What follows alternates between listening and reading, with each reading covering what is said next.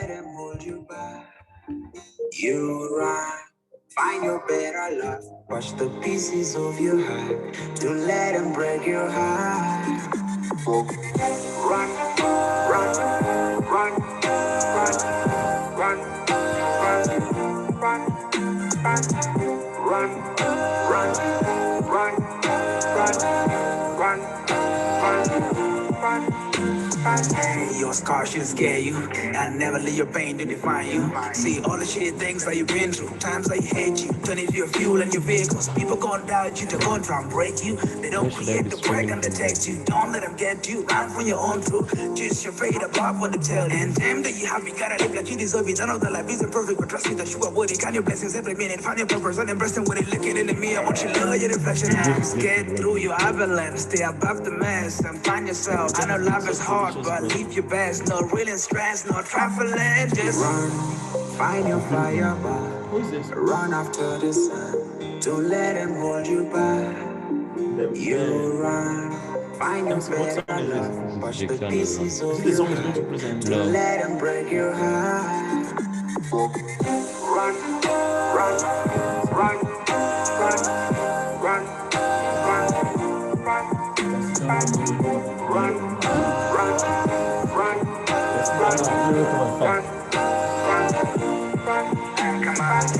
I'm trying to fit in when you meant to stand out. Or say it loud just so you are one with the crowd. You know only you can find your own route. Time to check that down, let your voice out loud. Cause life too short or wasted day. Taking every shape like a molding clay. Drowning and hurting your day yesterday. Done them kinda saying, gotta own your lane. Cause everyone's got a different story. Gotta find yours and that's the allegory. Learn to be happy with the life that you're living. Not the light that you're living for the life and the swimming. And find your tune and dance to your rhythm. Life from the prism light. Tap your chism. Cause it's fascinating that the benefiting from making you think that you're not sufficient. So run, find your fire back. Run after the sun. Don't let him hold you back. You run, find your better life. Watch the pieces of your heart. Don't let them break your heart. Run, run, run, run, run, run, run, run, run, run, run, run. We only have one of that. The other one is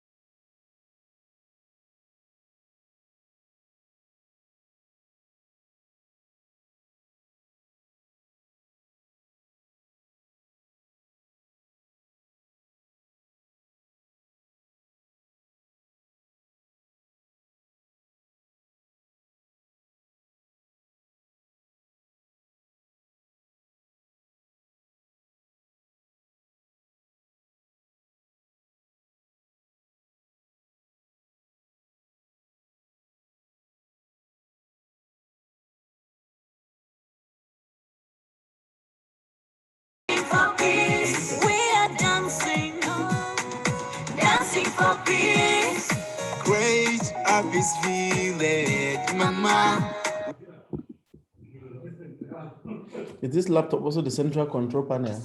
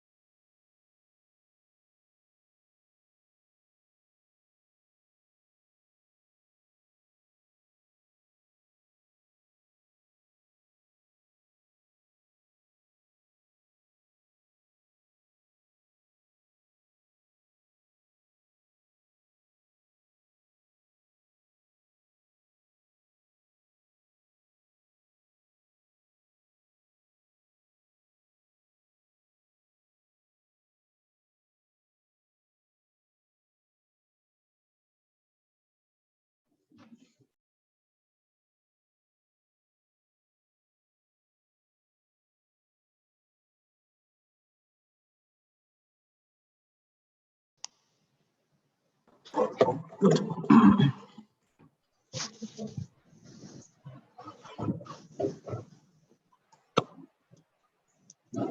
my program.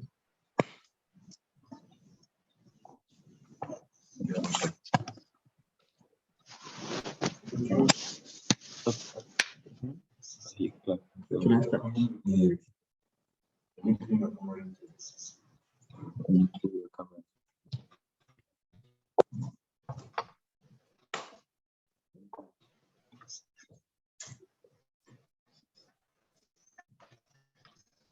The camera is not so clean.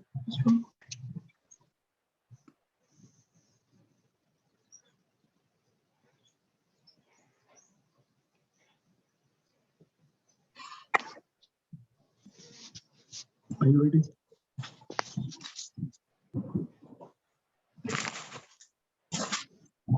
Okay, everything is checked. 5 minutes past 2 in Berlin, 5 minutes past 1 in Yaoundé, a little ahead of that in Nairobi, Kenya, and everyone is joining at different times. Good afternoon and welcome to 2021 edition of Peace Jam, and we're happy to be jamming with you today. And wherever you are, stay glued. We are going to have 3 hours of an amazing Peace Jam to commemorate the International Day of Peace. While we set everything up, we apologize already for the 5 minutes lateness because of human errors and things like that. But to get the Peace Jam started, I want to have 2 minutes of playing the Kifaya Peace Jam song, which I would invite our technical team to cue it on, and then we can dance from wherever we are. Please kindly put your videos on for a while so we see who we are for a few minutes before we can go audio again.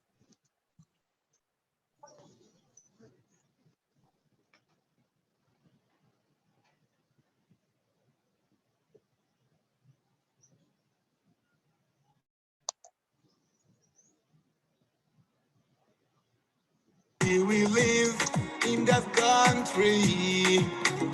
We will learn to stay together, cause there is peace in that country. Kededugulugara, Lugara Tanina Tapele, Alabulugara, Lugara Tasalam, Kededugulugara, Lugara Tanina Tapele, Alabulugara, Lugara Tasalam. Will be, we will want till the end. Keep fighting, and we're shocking. So we are jamming for peace. We are dancing for peace. Yeah, you know, bin, I'm not road and get you could go animal. Tell it to worry, Mari, Nika Wami Bar, you know the champ, tell a whole world, to Jamaica, Rimun, Noob, be a sumal. We are bound and the heart in this nation, bloodshed too much, weeping sadness too much. Let us walk for South Sudan, let us stand up for South Sudan. Getting Badun, Galasibu Bara, Gabelia, Galasibu Bara. Jumping for peace, dancing for peace. Mommy and daddy, come we celebrate. Come we celebrate. Kifaya le mashakil, Kifaya le Gatulu, Kifaya Jerry, Nalimu Kuki.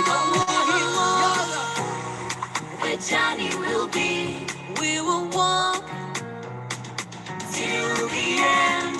Kifaya le mashakil. So we are jamming for peace. We are dancing for peace. We are jamming for peace. We are calling for. Good. It's that one time of the year when we convert the Open Culture Office in Berlin to a whole big production center, all in our effort to jam for peace.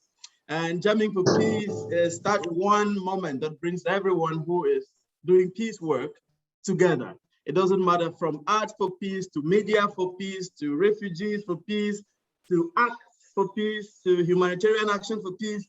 we are all peace activists and hacktivists in different dimensions. And 21st of September is always that one junction which brings everyone together. The project Defy Hate Now is one of the biggest tenets or the biggest anchors of the pillars for peace action. And every year we're glad that it's able to organize this. That's why, to start, we are going to invite the project coordinator for Cameroon, who has been on the roots, on the foundation of the project for some years now in Cameroon, to give us his keynote, which is going to then set us on a big stage for the other discussions that are running throughout the day. Wherever you are, stay alive, stay strong, and if Ngala Desmond can copy me, then the microphone is yours, sir. Thank you very much, Valerie, and happy Peace Day to everyone. Good morning, good afternoon, and good evening to us all. I know people are joining from all over the world. I see people from Africa, I see people from Europe. I see people from North America already who are up and they're joining. And I want to say happy Peace Day to you. Also, today is the World International Peace Day, a day set aside by the United Nations for people to observe 24 hours of ceasefire and non-violence. But at Defy Hate Now, we're not just only observing 24 hours of ceasefire and non-violence, but we are also encouraging the culture of peace to continue. So Peace Jam, the first Peace Jam celebrated at Defy Hate Now started in 2015. And over the years, right up to today, from a culture at Defy Hate Now. It started from an informal event, but today we no longer call it an informal event because it has gone past the stage of informality as people from different walks of life, people from online, people from offline, people from different cultures, people from different communities come together to celebrate peace. And this is one of the key and most important things we do each year. Preach the culture of peace, encourage people to come together and push for one agenda, which is peace. But most of the times we talk about Peace Jam and we're asking ourselves, why talk about Peace Jam when we have Defy Hate Now? We believe that, at Defy Hate, we believe that it's not just a question of us, but it's a question of collective efforts of everyone involved in peace building or in peace efforts all over the world. And that is why you would see on this, today with us, you would see artists, you're going to see policy makers, you're going to see researchers, you're going to see students, you're going to see women activists. And in fact, you're going to see everyone seated here today to share his own perspectives and to tell us how they perceive peace and how they've been living. Defy Hate Now is not only present in Cameroon, it's not only present in South Sudan, where I see many people joining from. It's not only present in northern Uganda, and I've seen so many of my friends already joining us from camps around northern Uganda. But we are having Defy Hate Now as well, also in Ethiopia, and we have a community, a bigger community in Kenya. And this is the community we're working with. This nevertheless does not mean that the community is limited to these places that I've mentioned. We're growing in leaps and bounds, and all over the world, we are having people who are standing up in their collective efforts and saying, we want to defy hate now and work for a peaceful community where we are. Here and now, I would want to send back the microphone to Valerie. But before I just do that, I would say, peace greetings from Cameroon. Et si vous rejoignez depuis Yaoundé, Douala, ou je ne sais pas, Kinshasa, et nous avons des amis qui nous rejoignent depuis N'Djamena au Tchad, vous êtes la bienvenue et sentez-vous à l'aise, c'est chez nous et nous allons célébrer la paix pendant 3 heures ensemble. Thank you and see you guys as we continue. Over to you, Valerie. Thank you very much, Desmond. Unfortunately, we cannot clap because we are not in the present setting, but we can use the emoji on our Zoom to show that we are appreciating what he just said there. Defyhatenow remains the unifying platform for several peace activists in Cameroon, in Uganda, in South Sudan, in Nairobi, in Kenya. And I want to specially celebrate everyone I see here, from Bongle Blanche to Kendi, all the way from Kenya, to Wifa, to Marianne Hele Selassie, to Esenge Frank, to Tatadiko, everyone, to Nino Kapatse from the YPAN, that is the Youth Panel for Peace, which I know so well. I'm delighted to have all of you here this afternoon, and we're going to have a great program.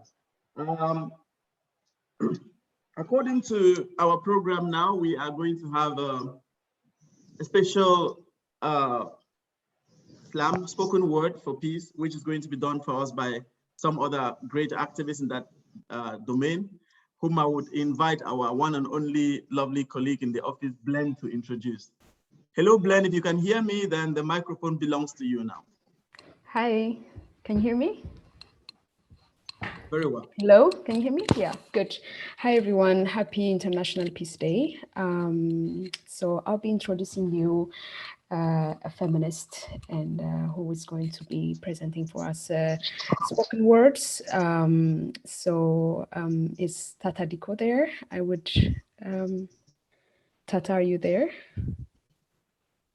I'm here. Yeah, put on the camera also if you can, so that people can see you.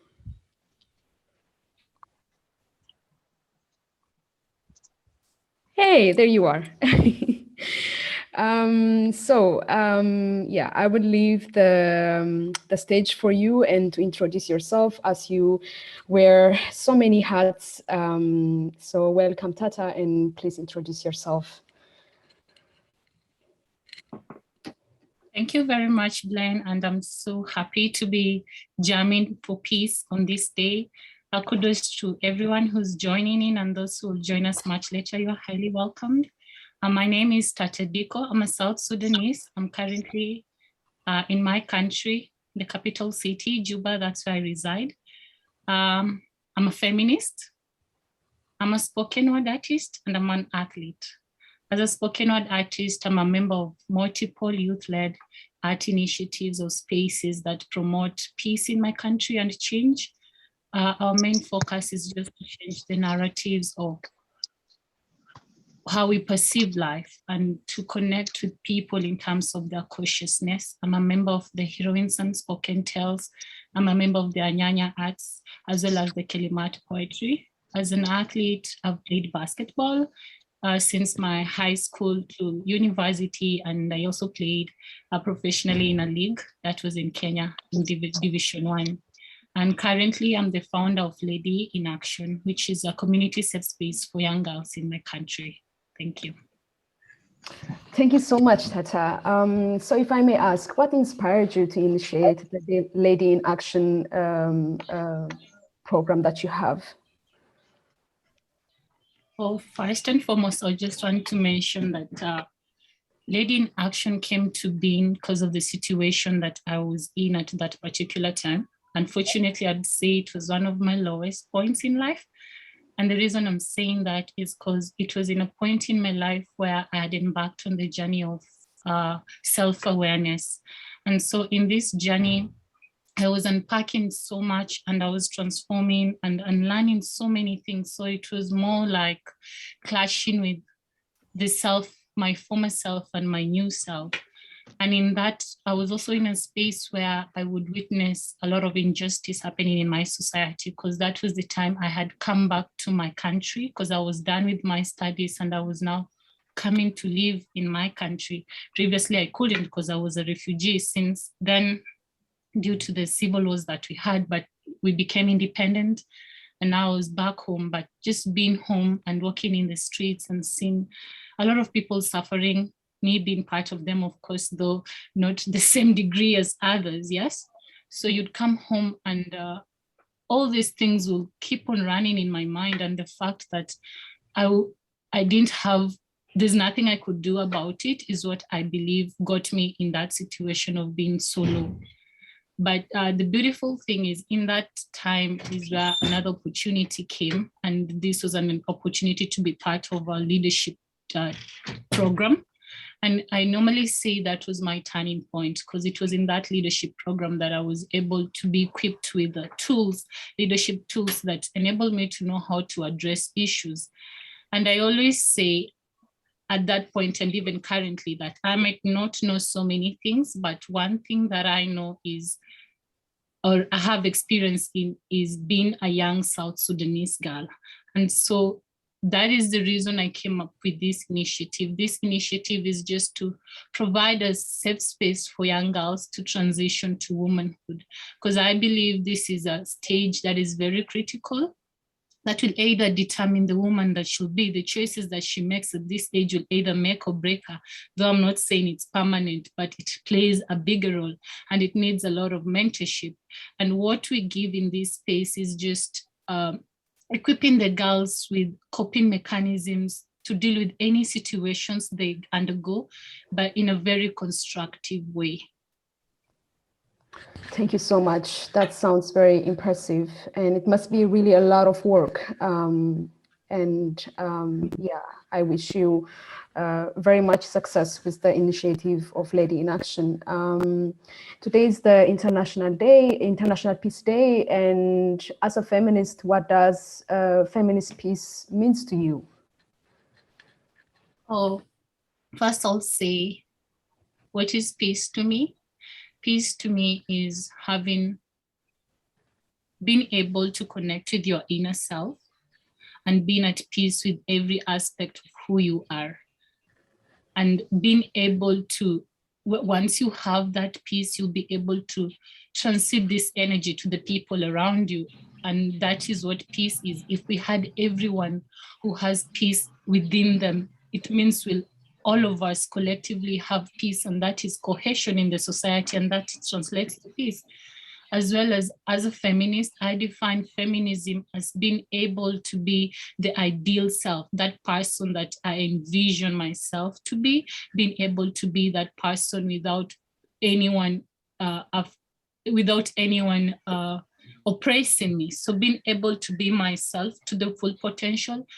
And as I'm being myself, being mindful of the people around me, and not causing any harm to the people around me, and also giving them the space to be themselves. So in short, I just normally say, if we want a peaceful country, we all need to be feminist, and we will be peaceful. We will only realize peace, or if we are feminist, all of us would have peace. And so it's just basically feminist peace is just to eliminate all sorts of oppression or injustice to anyone, because we are all human beings and we're supposed to uphold the virtues of humanity. All right, thank you. So without further ado, I would like to ask you to present the spoken words that you have prepared for the International Peace Day. Go ahead, please. Thank you. Though I'm requesting, I think I'll do two. One is more of a poem, it's short, then the other one is the spoken word.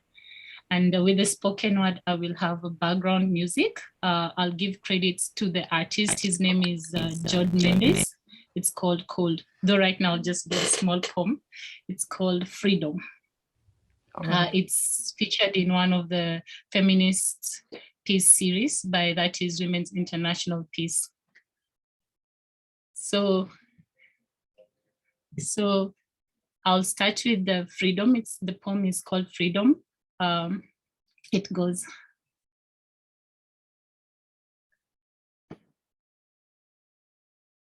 Go back. I knew should say so, though I hope should embrace me and say, enough is enough. Go back, for he paid 300 cows. Go back for your family's reputation. Go back, for you cannot not be married. Go back. Freedom. Did I have that in the first place? But the only difference in my husband's house and my father's house is I am my mother now. My mother who's first to wake and last to sleep. My mother who defines love as my father beating her. My mother who gets a slap for a thank you. My mother who holds the key to the very lock that chains her. My mother, you I can never be. For being you means my daughter would cast the day her menses start. For being you means my daughter would one day drop out from school. For being you means my daughter would live in fear of being married off to an old man as their 100th wife. For being you means my daughter would be concerned for only having daughters. For being you means my daughter would wish she was my son. 300 cows. They made freedom so cheap. Then I'll go to the next piece. I really resonate with this one. It's called Goodbye Humanity.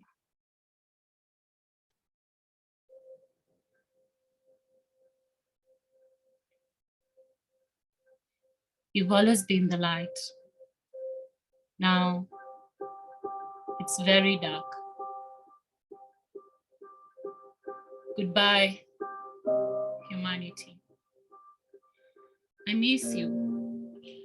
I constantly find myself walking around, hoping that maybe you'd come around. The void in my soul is killing me slowly. I search the crowd for your face. How do I find you?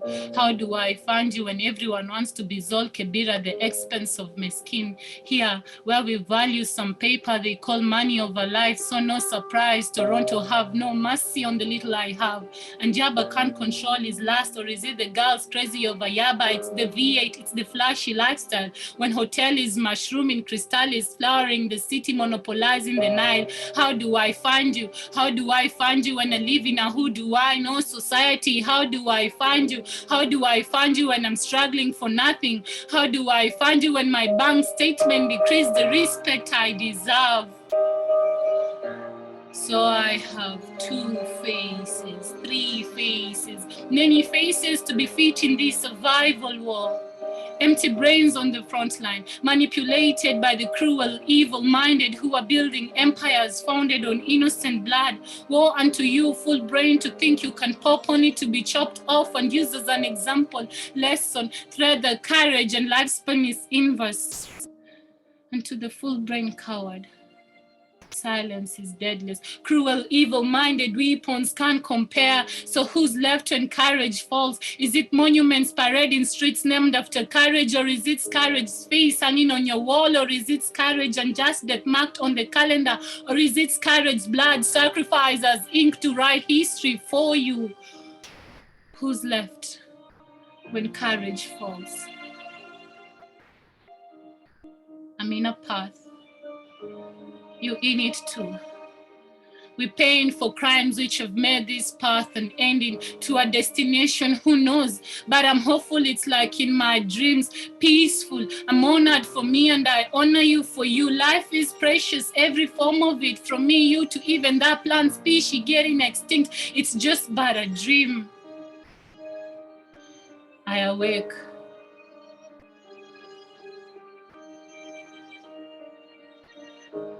I constantly find myself walking around, hoping that maybe you'd come around.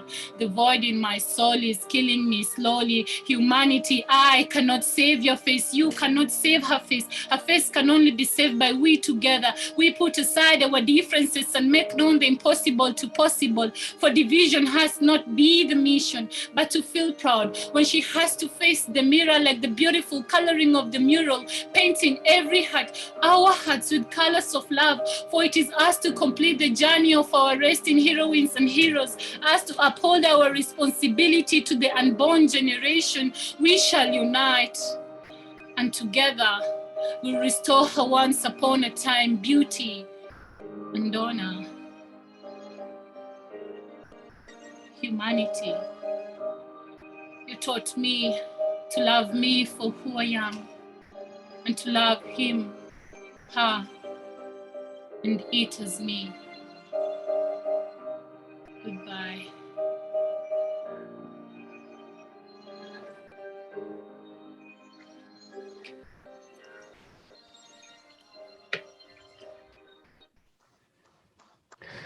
Wow. I think I can speak for everyone that this is so powerful. It really hits home. yeah, I'm lost for words. Thank you, Tata. Yes, Marianne is saying also powerful poem, beautiful poem. Yeah, I think I'm not the only one who is left emotional. And so if I may ask, you have mentioned that this resonates with you, the last spoken word. So how and like why does it how did you write this or how did you I don't even know how did you express this into a spoken word? I'm trying to cool off as well. So this is one of the poems that took me forever to write, though it was always in my mind. Like with all the experiences in my life, I just knew humanity just died, you know. So in my mind, I always knew it's goodbye to you. And it took a while to write it. I felt I didn't have the words to express what I wanted to until the day I finished writing it. So it's just a poem that I feel tells a story, tells my feelings, tells my emotions, tells my experiences. And when I narrate it, it has this power that I feel afterwards. Like I feel like it has taken something from me. I feel like an energy just left, you know. And it reminds me of how I should just uphold the values that I believe in, which is to uphold humanity in everything that I do. It's just a reminder that I should always be a good person, that I should always bring life to others and myself as well. Thank you so much. Thank you for bringing this perspective into this year's Peace Jam International Peace Day event. I would like to give you, if you would like to say something, if you have any message to send across to South Sudanese women and girls in relation to participating on peace process, or for East African girls, or for the region in general. Like if you would like to say the last word before we end your program. To my fellow women out there, we exist in this planet and we exist as women. And in most cases, we are the victims when it comes to war. And so by virtue of that, we should by every chance be part of the peace building process, because we know what we bring to the table. And for me, I would just want to tell women that we should endeavor, or we should thrive to be in the decision-making processes, because that is where decisions are made. And when we're in these spaces, we are able to bring aspects of truth, aspects of reconciliation, aspects of sustainable livelihood, as well as education. All these aspects will only be included in the peace building if we are part of that peace building. So we should not get tired. I know most of us women, we found ourselves as leaders due to the situation, but as situational leaders, in most cases, we should use the capacity that we have to ensure that women agenda is pushed forward and that we are safe and everyone in the country is safe. Thank you. Thank you so much, Tata. Everyone, I think I would like to read you some of the comments so that you feel appreciated for what you have just present. So great one, Tata. Today we say welcome to peace, welcome humanity, optimism, beautiful poem. So yeah, thank you so much for joining us on this year's International Peace Day. And I think I will give the stage to Valerie. Thank you. Thank you. The power of spoken words, the power of poetry can never be underestimated in peace building. I think that artists spoken word artists and all other forms of spoken word are the real gods and goddesses of creation. It mesmerizes me how they use their words to bring out what we feel inside, what we want to express, and what we want to do with our emotions in our lives. Thank you so much, Tata Diko. You have definitely set the mood for today's Peace Jam. I want to invite you all to quickly go to Twitter, because DefyHatenow, one of our main goals is using new technologies to promote and advocate for peace.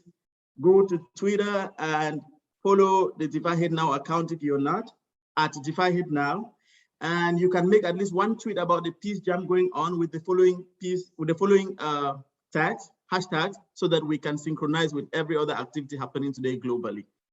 Hashtag International Peace Day, hashtag IDP 2021, hashtag Peace Day 2021, hashtag Peace Jam 2021, hashtag Stand with Refugees, hashtag Diaspora Dialogues, hashtag World Peace Day. At least you got at least one of them.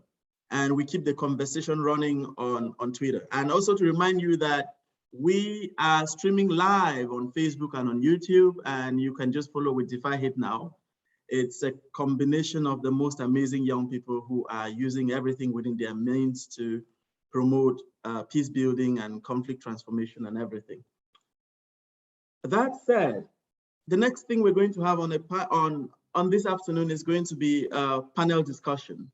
A panel discussion which would be moderated by someone very powerful in the DefyHatenow network. And this person is no other than Marina Modi, all the way from South Sudan. Marina Modi is the Chief Executive Officer of DefyHatenow South Sudan and an advocacy journalist who is passionate about communication for development. With a bachelor's in mass communication and an MFA in non-fiction storytelling and visual communication for social change, and many years of working with the community, she understands the power of media and communication in shaping society. Currently, she is interested in developing and executing projects and programs that steer community development. She is a team player who believes in and practices the talent of many bundled together, makes a stronger, the talent and believes and practices the talent of many bundled together makes a strong one. That's her life principle. Marina is a casual writer and an infographic designer with specific focus on matters of social concern in her free time. She is passionate about development and the role of communication in development. All the way from the studios in Juba. Hello, Marina, if you can hear me. Oh, she gives that broad smile, which means she can hear me. Happy International Peace Day, Marina. Thank you, Valerie. Thank you. Thank you for the introduction. And just before you take over, let me remind the people here that the panel discussion, the first panel discussion is the theme is recovering after displacement, a chat with people with a history of displacement based on conflict. And just before we do that, I have one last request. Please, we are 50 of us here now. It's the height of the Peace Jam. We're almost 60 actually. Kindly put your cameras on, and then we make the signature picture, which will be the signature of our Peace Jam this year. Kindly put on your videos on so we see your faces. And if everything is working well, then I invite the man behind the techniques, Cornelius, to make the photo now. I can see everyone joining from Dobe trying to co-elongate the elucidate writer and communicator in Boya. I can see Better Breed Cameroon. I can see Buga William. Good. 1, 2, 3. Give us your best smile.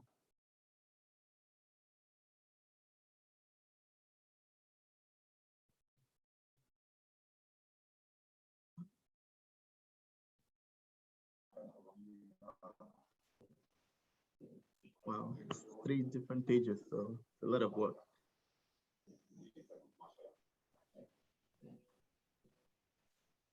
All right. Thank you all very much. Hopefully we'll see how the pictures look, and if they're not good, my ugly voice would plead with you again another time. For now, Marina has the floor. Hello, Marina, and please introduce our guest. They're all smiling. That was... Some of that's good. All right, thank you all for coming to attend the Peace Jam 2021. I am glad to be taking you through the next session. My name is Marina Modi once again, and I will be your host for the upcoming session. Our topic of discussion in the next minute is recovering after displacement. And in this session, I will be having a chat with individuals who in some capacity may have been refugees, displaced, or work with refugees and displaced persons. The panel will be sharing their experiences from the different countries. And the countries that I have, namely Cameroon, South Sudan, Rwanda, and Somalia. In one way or the other, these countries have a shared history in relation to human displacement, peace, and conflict. By description, a refugee is a person who is forced to leave their country of residence or their place of natural existence in escape from war, persecution, or natural disasters. Other types of migration may happen, and that is unforced migration, but this is specifically dealing with people who may have suffered from forced migration. So I would like to start by introducing the people that I have on my panel. I have John Jaldak. John Jaldak, can we see you? Yes, John Jaldak is on. And John Jaldak is the Executive Director for Youth and Social Advocacy Team. It is a community empowerment, peace building, and humanitarian refugee organization that works with grassroots communities to address violent conflict, food security, livelihood needs, and provide access to creative and innovative learning alternatives for refugees and internally displaced people's camp in northern Uganda and South Sudan. He's been an ambassador for One Young World, and he's currently studying at RCS International Summer School, I beg your pardon, RSC, not RCS, International Summer School, and he's studying forced migration and refugee studies.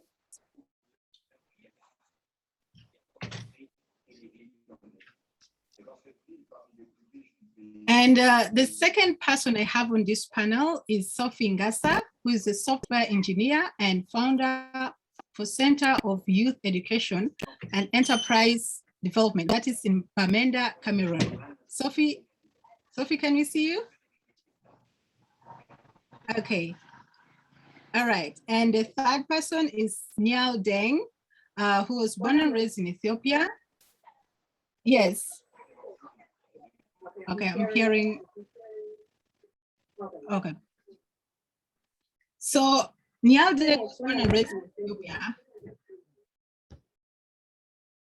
and he has initiated numerous community projects as a refugee ambassador towards helping young people in the camp improve their lives through education, mentorship, and entrepreneurship.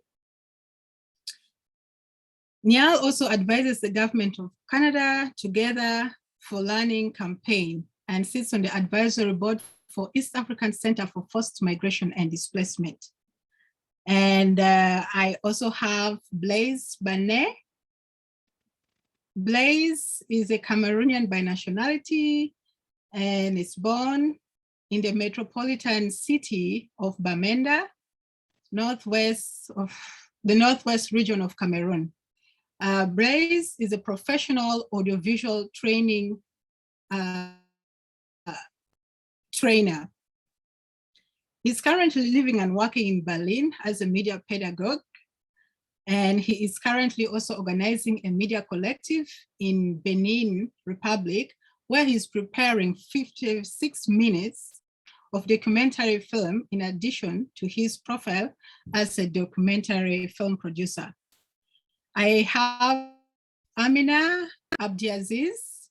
Amina is a social worker, a refugee interpreter, and a counselor. And she has a bachelor in political science and diploma in social work. She has many experiences in conducting counseling and child rescuing of street children and orphans. She's currently working as a freelance interpreter and is always interested in a challenge to do something new for the society. And I also have Safari Genevieve Uwajeneza. I hope I pronounced that right.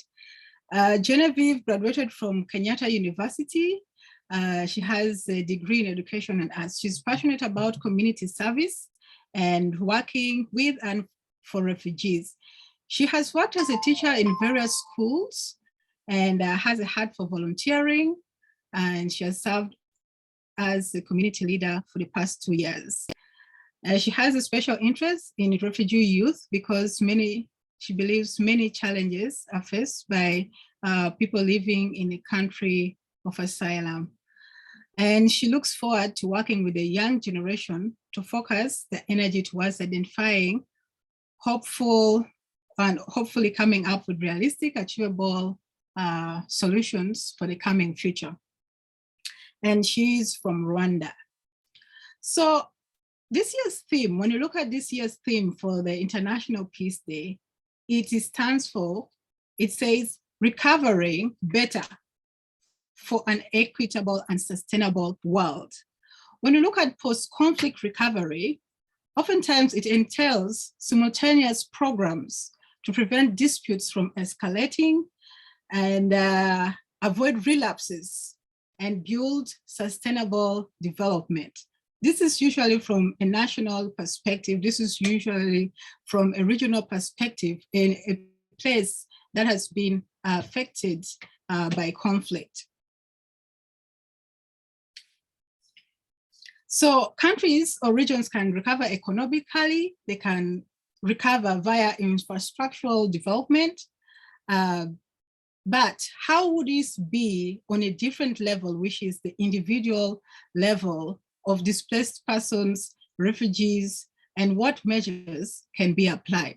This is what we are going to be talking about in the next few minutes. And if you have any questions you would want to forward, either for me as the host or the other people who I will be hosting on this panel, please text it, and later on we will be able to give you the answers.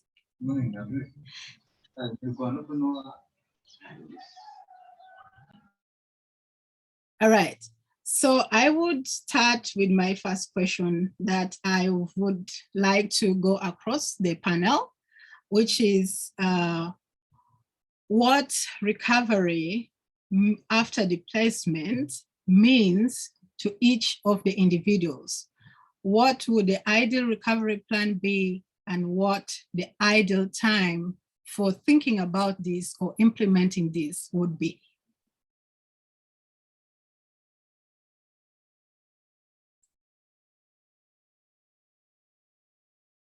Can you hear me? Yes.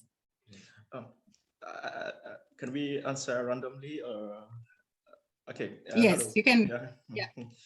Hello, Marina. I want to say my name is Blaise Mbu. I want to say thank you to the organizers of this platform. I don't know how much time I have, so I will be as brief as possible to give space for everyone to share his or her perspectives. Like you said already, I founded a film school in my country, which happens to be Cameroon's first English-speaking practical film school because it doesn't exist. And when we started this initiative, that's one of the aspects that made us to be very critical and very radical, let me put it that way, towards the government, towards our regimes, because when we, as young people, when we find out that we don't have these spaces existing, then we have the right to question government. When I starting another media training program in Benin Republic, where I have activities and cooperation partners, then I was nominated in 2015 to chair the Global South Network, which is a program that connects countries from the South together. We have 5 member states today. There's Cameroon, there's Benin Republic, there's Ghana, there's Namibia, and there's Togo. And the objective was to bring African countries together in Global South Network, because we only talk about North-South corporations? What about South-South networks? I'm interested in getting to know you guys in Sudan, in Ghana, in wherever you are in Africa, because it's very, very important. At a point in time, when I left Cameroon, I didn't come to Germany on my will, because the peace jam process, like the tema says, is talking about recovery. I don't know if I have recovered while being here. The circumstances that led me to be here in Germany, I was moved to Berlin in 2017 when the crisis became very critical. For those of you who know what's happening in Cameroon, I was placed under the Artist Protection Fund, which is an American-based NGO, so that I don't lose connection with my works, so that I am able to continue my activities, which I'm very grateful to this program that set the base for me. What does it mean to be in Germany as a migrant, a displaced person? It's a difficult thing. I must say we are living in difficult times. This is very important that we understand, because when we make a scanning through what is going on in our African countries, all the war zones, and when we make a scanning through the number of Africans that are dying in the Mediterranean Sea presently, when we make a scanning on the number of refugees that are coming into Europe and America and wherever, this calls for action. And it is very important that we match our words with action, because as young people, if we don't take the stance to change these situations, our governments or the governments of the country we come from will not do a thing. Statistics show that 65 to 70% of refugees, migrants who are littered all around the world are young people who had positive ideas in contributing something to the societies where they live in. But due to the fact that we have corrupt systems and governments who don't want to give the opportunity or help these young people to be able to empower their communities, because of course, when you empower a community, what happens? People get enlightened, people get educated, people want to have a better standard of living, then you become in a critical position where you can't stay anymore, then you have to leave. This is a way of really destabilizing the growth of societies. I want to say here that I appreciate this initiative, and I will be very much interested to know from the organizers of this program, after this session, after this talking session, what is concrete? What stance do we take? What can we do that can be able to help all this network of young people that I see? I can't even count the number, because each and every one of you, you have active projects. And I can directly evaluate that there are at least more than 5 young people who are directly connected to your projects. Just imagine what we can do.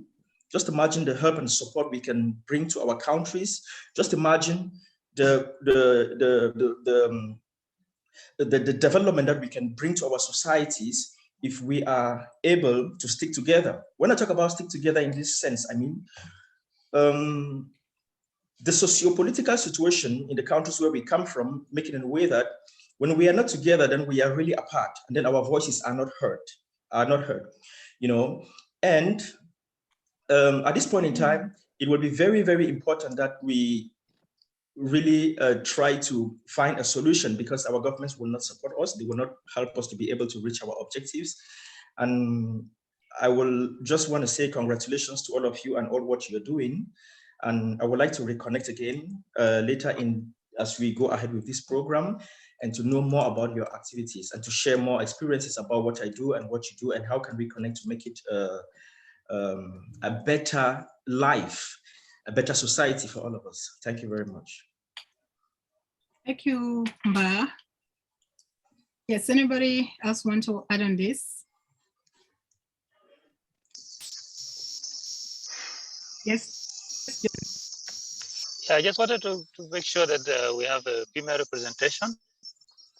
Can If the lady is ready, she can go ahead.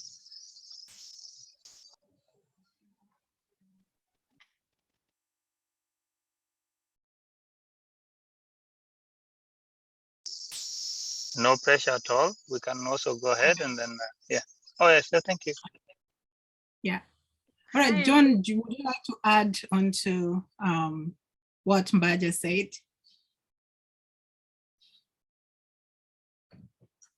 What does recovery after displacement mean to you? I see, Genevieve, you have unmuted yourself. Were you ready to go, or can I? Yeah, I'm ready to. Thank you. Yes, thank you, Genevieve. Hi, Marina. Hi, everyone, and happy Peace Jam to you all. Happy International Peace Day to you all. My name is Genevieve. I am a Rwandese by nationality and an urban refugee here in Kenya. And I've quite spent like most of my years here in Kenya. So I consider this place as home since I have been here for the past 25 years. So being in Kenya and being a refugee in Kenya has come with a lot of challenges, I would say.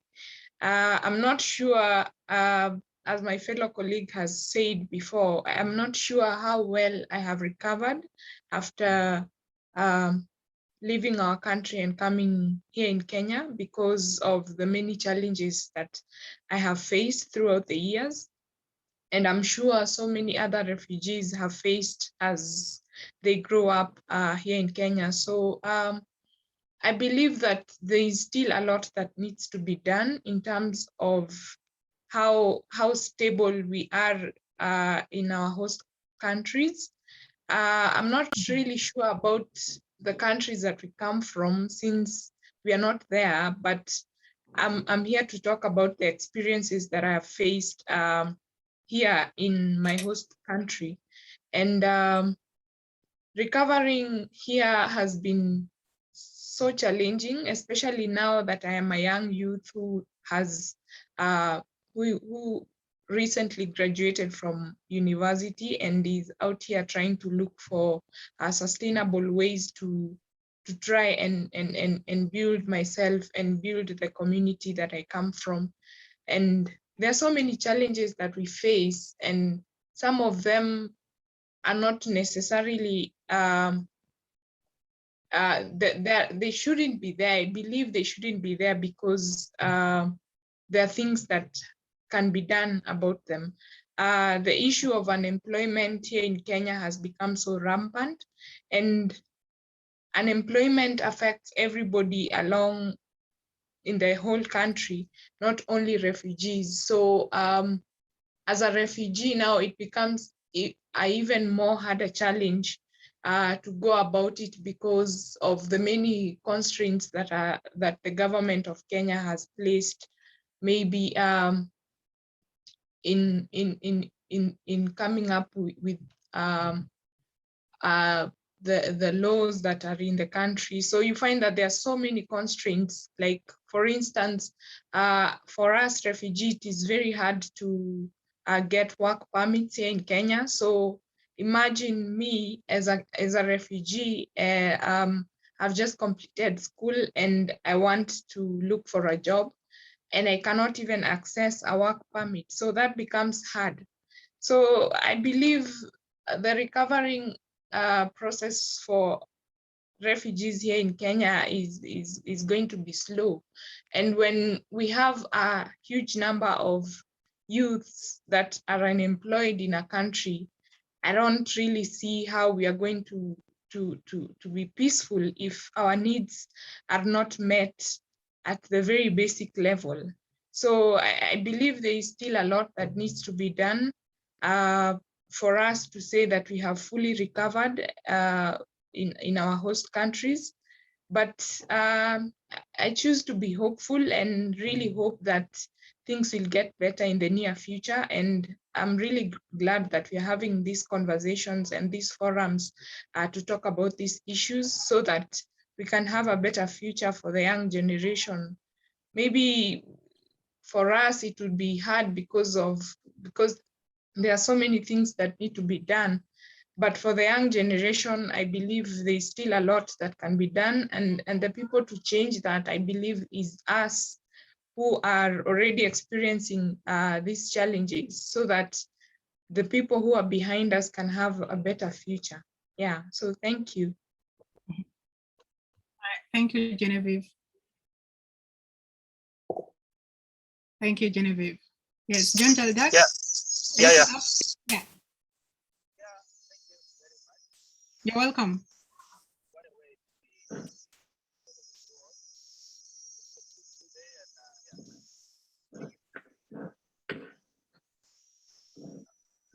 I can't hear you clearly.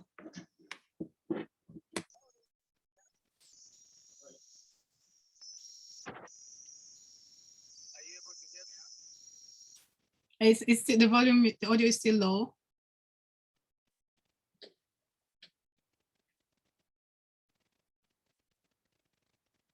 Okay.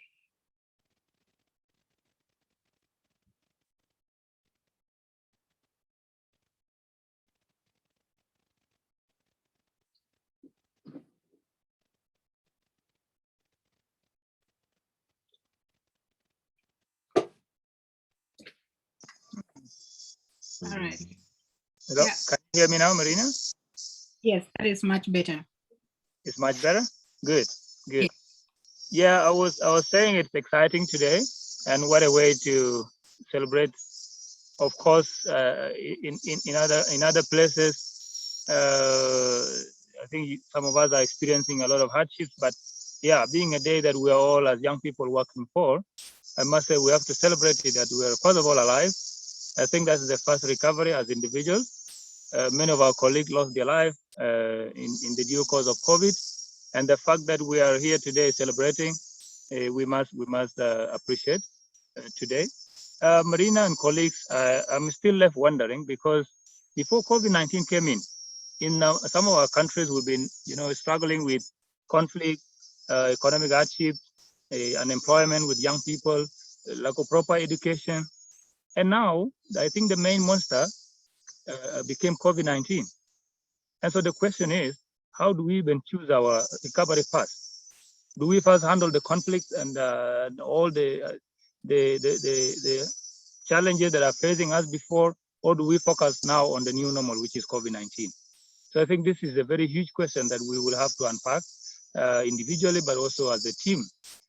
From me, a refugee who is living in Uganda now, but this is the 7th year so far. I see it as a challenging path because, one, COVID-19 has made a lot of inequalities. One of my questions would be, how do you recover equally and making sure everyone have access to the vaccine? There's no one talking about refugees getting access to vaccine right now. So you will believe me or not, we will recover in different phases. Those with the privilege will have the vaccine, and the refugees will likely be the last group. I am now in Uganda, and we are the front line of humanitarian response, and you'll find out that not even all of our staff get the job. They will say who are the priority people, who are those who are on the front line and getting vaccinated. Is that an equitable distribution of the vaccine? No. Are we supposed to buy the vaccine as refugees? It's a question of yes or no. If we are to buy it, then who buys it for you? If you to buy it as an individual, will you manage it? It's around $40 in Uganda. So I think that is a question that some of my colleagues will share later.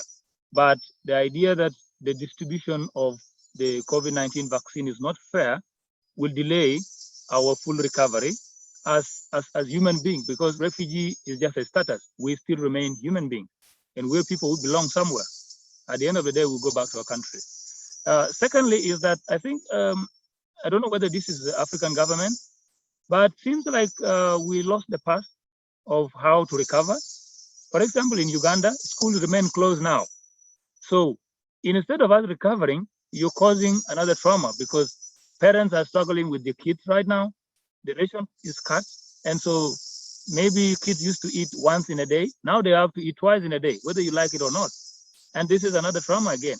So how then do we recover? Because schools are better ways to recover. Churches are good places to recover. Recreational centers are good ways to recover. But then we're made to be indoors now, to be home. And I think that is a question that you will agree with me that, yeah, at a certain point, it will make our recovery path very zigzagging.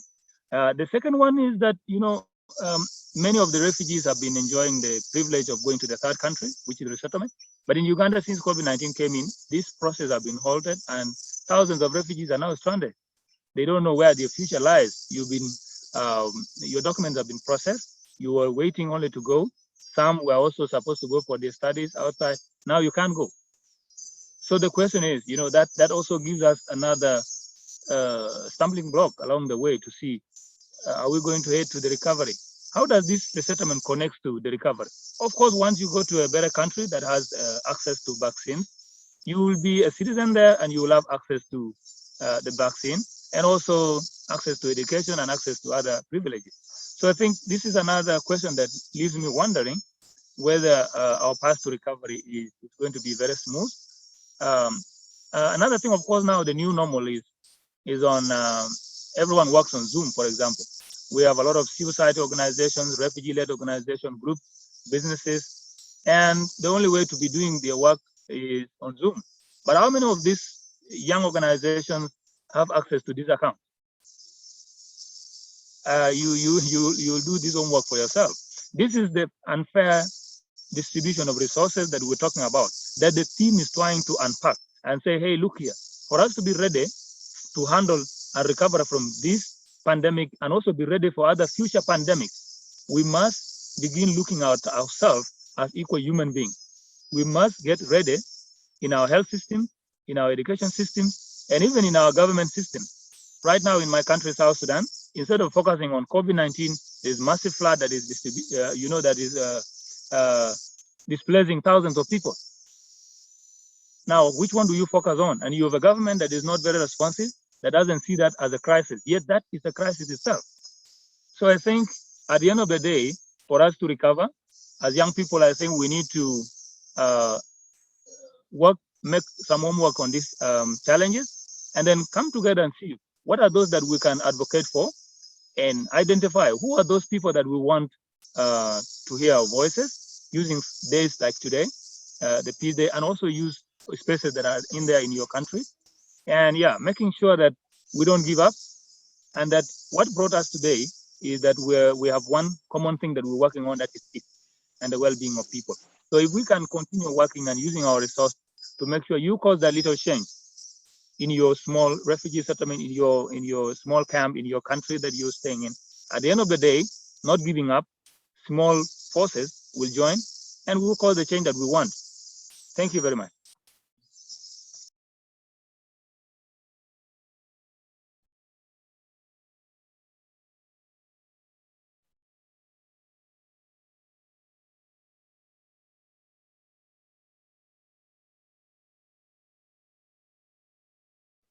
Marina, please do unmute yourself. Yeah, thank you, John, Jaldak, Emba, and Genevieve for sharing the challenges in relation to recovery for people who are displaced. Niall, then, would you want to comment on this in relations to peace? Yes, thank you so much, Marina. I would like to react quickly to what John Jal talked about. I think it's very important, we recognize that we cannot really move forward, on recovering from COVID-19 if we have not been able, to deal with most of the challenges that were there before COVID. And something important, that COVID-19 does, I believe, is that, it highlighted most of the challenges, that were not even visible in our communities. And I think, if we have to move forward, in a more sustainable ways, there's no need, or there's no way we'll be able, to not acknowledge some of these challenges, that are like visible in all the refugee communities across the world. So I think, as we talk about recovering from COVID-19, there's also need to work on these challenges as well, because they're part of the process. We cannot, leave them aside. We have to work on them. And when it comes to peace, I think peace is one of the most sustainable and one of the most fundamental, of developing, a community or even a country. And, many peace processes or even, programs, across the world, and especially, in camp setting have been altered by COVID-19. And I think, this is a huge challenge because, peace is something that we need every single day in our communities. And, if there are no programs or even initiatives, to work toward, building peace every single day, I think it will be, a big challenge, in even recovering. So I think, there's this high need, to work on these, solutions, that build and enhance peace in these communities. And there's also, high need to leave everyone behind, as John Jal talked. COVID-19 is a global challenge, and things like access to vaccine, make it really hard, for recovery to happen in some places, because we cannot talk about recovering, if some communities do not have access to the vaccine. So I think these are all challenges that need to be addressed. And there's also need to amplify local solutions. I think we have seen from across the world refugee-led initiatives, program led by young people from marginalized communities have been able to have a huge impact in addressing most of the challenges that were highlighted by COVID-19. And I think they have so much that they can contribute to the recovery, if their work is acknowledged, if their work is amplified, and if they're given the the necessary resources to be able to carry what they do. All right, thank you for adding that in.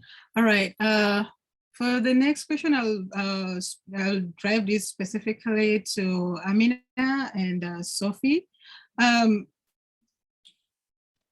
So when you talk about recovery, I mean, a lot of things about peace that are documented when you look at the studies and when you look at the experiences that are mostly documented about peace, reconciliation, healing, recovery, and all that.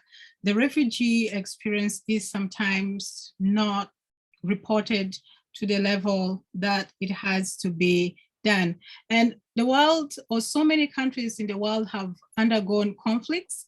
And when you ask yourself a question, has there been any country that has successfully recovered, or any community that has successfully recovered, or what activities have you seen, or what activities do you think can be implemented to help to aid the successful recovery of people in these different countries? Amina?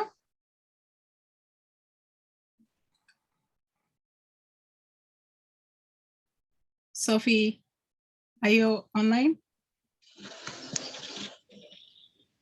Hello, everyone. I'm right here. Can you hear me? Yes, I can hear you clearly. Okay. Yes. I think I should begin by introducing myself, because when it was done, I had challenges in connecting. So I am Sophie Ngasa. I'm Sophie Ngasa. I am a STEM advocate for girls. I'm a civil engineer by profession. I actually left from Bamenda. Please, just 1 minute. Okay.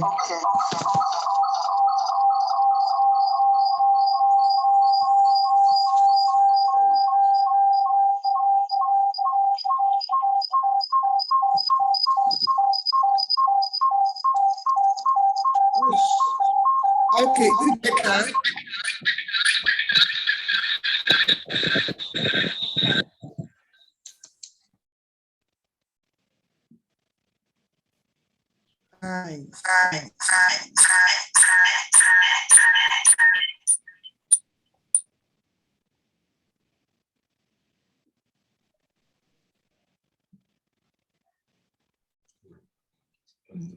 Sophie, I think you can talk now.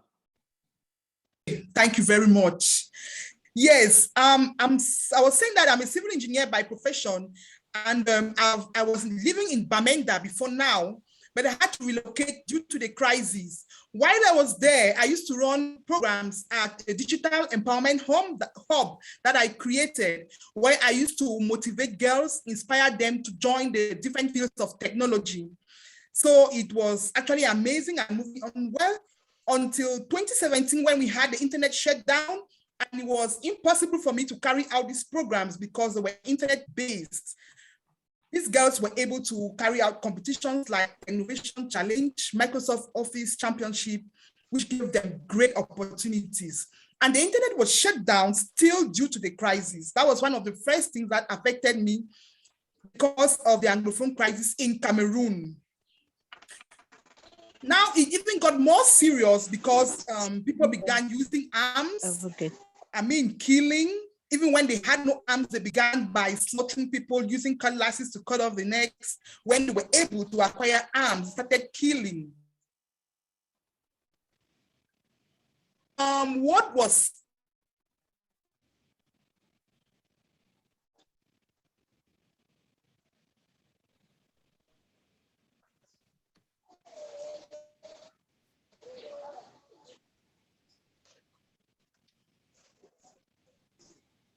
Can you hear us, Sophie?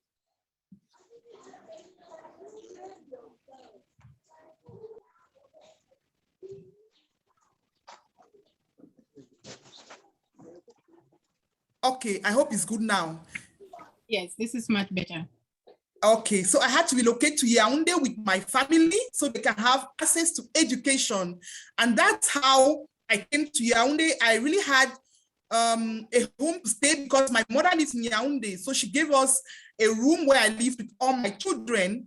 I will tell you a lie, it was very uncomfortable because I wasn't expecting it, leaving my big home in Bamenda, coming to stay in one room with my children. In fact, my husband couldn't even come, he stayed in Bamenda. So that went through, and I began a project where I had to construct a digital empowerment center for girls in Yaoundé, which was initially meant for Bamenda. So I raised funds online on Facebook. I had this construction. I actually built it, and at the side of it, I built a small home for me and my children, and we have been here for more than 2 years. They are going to school. We are doing well now. We're able to adapt to the new conditions and situations, a new way of life, especially with the challenges of financial income. Yeah, so can I go back now to your question? You're welcome.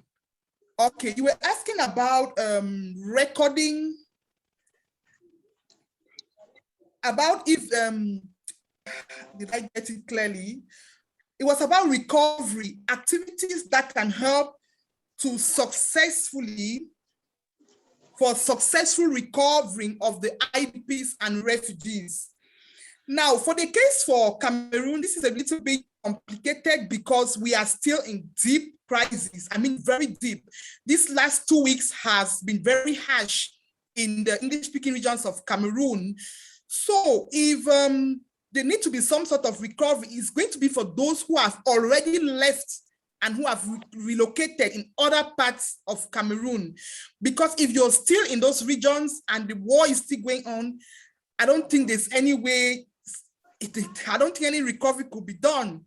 It's just like maybe instead helping people to relocate, helping them to start up a new life, helping them to adapt to new conditions, and exposing them to some new other opportunities that can benefit them and their family. So concerning people like me who have actually moved out, helping us to recover will be, help us, it can be financially to support the children, those of us who have families. We need, because Yaoundé is a more expensive town, the cost of living is higher. So I was very embarrassed when I was spending like 3 times what I used to spend before. So another good way of helping people like me is by offering us even free access to education or some sort of support, even if it's not totally free, and giving us some basic necessities so that we can, our children can be at least, if not totally comfortable, they might be happy to live and wait for the crisis to go over someday. All right. Thank you. Thank you for that, Sophie.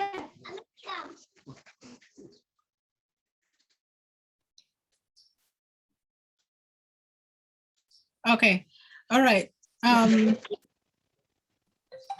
Okay. Daniel, come. All right, please mute your microphone if you're not gonna comment. All right, so my next question goes to Blaise Ma. As a filmmaker, what works do you see being done in the film industry? Because media contributes a lot to social transformation. It contributes a lot to conceptual transformation. How can the media be used in a helpful way to help the process of recovery? Okay. What do you see that is already being done? Thank you, Marina, for this question. Before I rapidly come to answer this question, I want to say add something just to the initial question. We're talking about what can we do to activities to reintegrate especially people in institutions. First of all, it's very important to understand that talking about reintegration, it's very important to know that we as active civil society should be able to find possibilities to start even reintegrating people who are already in war zones, because these people have lives. We're talking about children who cannot go to school. We're talking about girls who are being raped every day. We're talking about parents who are in the bushes and everything. So it's very important that activities should be organized, programs should be developed that can be able to start accompanying these people, because we don't know when the crisis ends. You know, I speak in general sense, and we must not wait until people are no more before we're talking about social reintegration. Now, in my position as a filmmaker, what kind of activities we do? We currently are developing special training programs with the media to get people to contribute peace ideas. At the level of Berlin, we're talking about, I'm a teacher in a program that helps to reintegrate refugees from all over the world, especially young people who want to share what they are going through, but they don't have the appropriate platforms to do that. So I created a platform where we can accompany them. It is important to listen to the point of views of young people, and how can we reinstall peace in a situation where you are a refugee, you're far away from home, or in a situation where you come from a country where you are already affected by the war. And the question is, how can their voices be heard? This is where we talk about structures that should be able to push through these initiatives to go go viral, to take their opinions and objectives into account. I think it's very, very, very important that filmmakers, especially, everything now is on social media. With your smartphones, you can watch a lot of information that is going on. We try to be careful about what kind of information we are putting out there, especially when people are living in very, very difficult conditions. And we know that there's a lot of hate speech that is existing presently, and hate speech really instigates crisis. Hate speech really is a kind of a fuel to the chaos that is already going on in a lot of communities where people are in war zones. So we try as much as possible to create, first of all, media learning programs, short films, where we create talk show panels, and we share, first of all, the experiences we are going through. But most importantly, we try also to invite people who are in top ranking positions in the government to talk to us, to share our experience with them, to persuade them to listen to what we have as solutions or as ideas that can be able to bring peace to the situations that we are living in. All right, thank you, Blaise. All right, we're about to close the panel discussion, and we'll get into a question and answer session. If you have submitted your questions, if you have not yet, please type it in.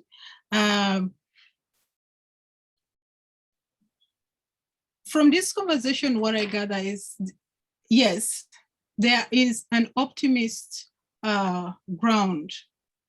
Everybody wants to recover, but there are several challenges that do hinder this recovery.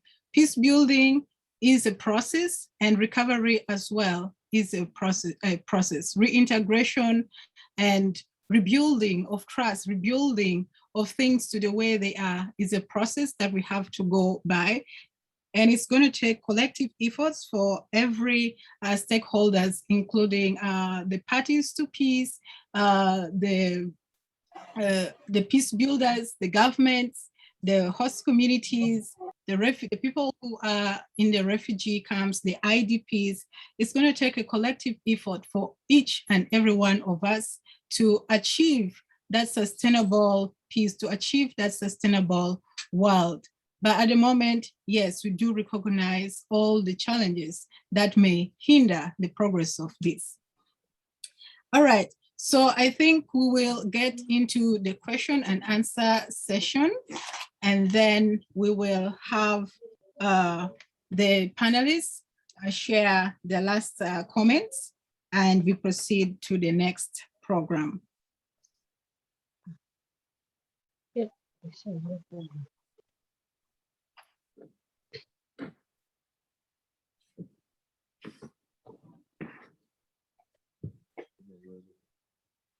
I think we basically don't have questions, but lots of comments. Okay.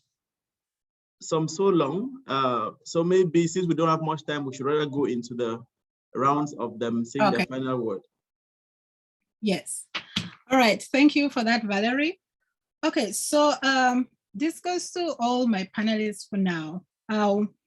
What additional comments can you make in relation to the progress of the peace that we so much really want to achieve, the sustainable peace that we so much yearn for? Can I start with you, Blaise? Yeah, thank you. My last words, just like I said in the beginning of my presentation, peace is possible, and on very few conditions. First, that we stick together, so we are one and we are strong. Then we are able to reach out to the world with a powerful message. Then we cannot be put apart, because all what we're going through is because we are in different places. And just lastly, I would like to once more encourage each and everyone in this panel who has an activity to support young people. And I would like us to stick together and find possibilities even after this program, how we can talk further, because we don't have much time. Because to achieve this peace, we must be very objective. Thank you very much.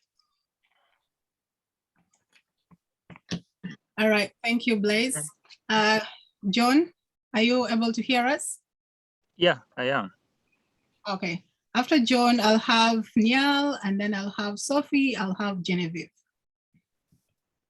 Yeah, okay. I'm just going to keep my camera muted for now. You've already seen my face. Okay. Hope it's okay with everyone. But I just have two comments to put forward. One is on COVID-19. I think this presented an opportunity for us young people and our creativity to show up. So I just challenge all of us to forget about the government, forget about the people that are still coming to support us, but let's try to do something, even in our own capacities. I think it's good to showcase these talents and then look for people to scale them or improve them. We had a very small idea last year when COVID-19 came in. We challenged ourselves to develop a hand washing facility as a direct response to COVID-19. And we were very happy because our team got nominated to the UNHCR 2020 NGO Innovation Award. Unfortunately, Kenya won us for the region, but it started as something very small. You too can do the same. Let's try to challenge ourselves. You can produce local soap, you can produce masks, you can produce messages in our local languages and sensitize people. This is my one message, that let's just not sit back. Let's show our importance as young people. And then in terms of peace building, here in Uganda, you find peace building activities can't go on since the onset of conflict, the onset of COVID-19, and yet violence keep increasing because of all this idleness of people. So I challenge all of us to rethink how we deliver peace, because it's not just bringing people all the time to a training that we think we're doing peace building. I think let's challenge ourselves to rethink creative ways of doing our peace building work. And this way, I think we will be raising a lot of awareness and saving more lives. Otherwise, thank you so much. And it's been a pleasure having each one of you and all your beautiful faces and smiles. All right, thank you, John. Yeah, you're welcome. Thank you, Marina. John, thank you so much for that wonderful closing words. I think I agree with everything he says. Just to add, I think as young people, this is our future.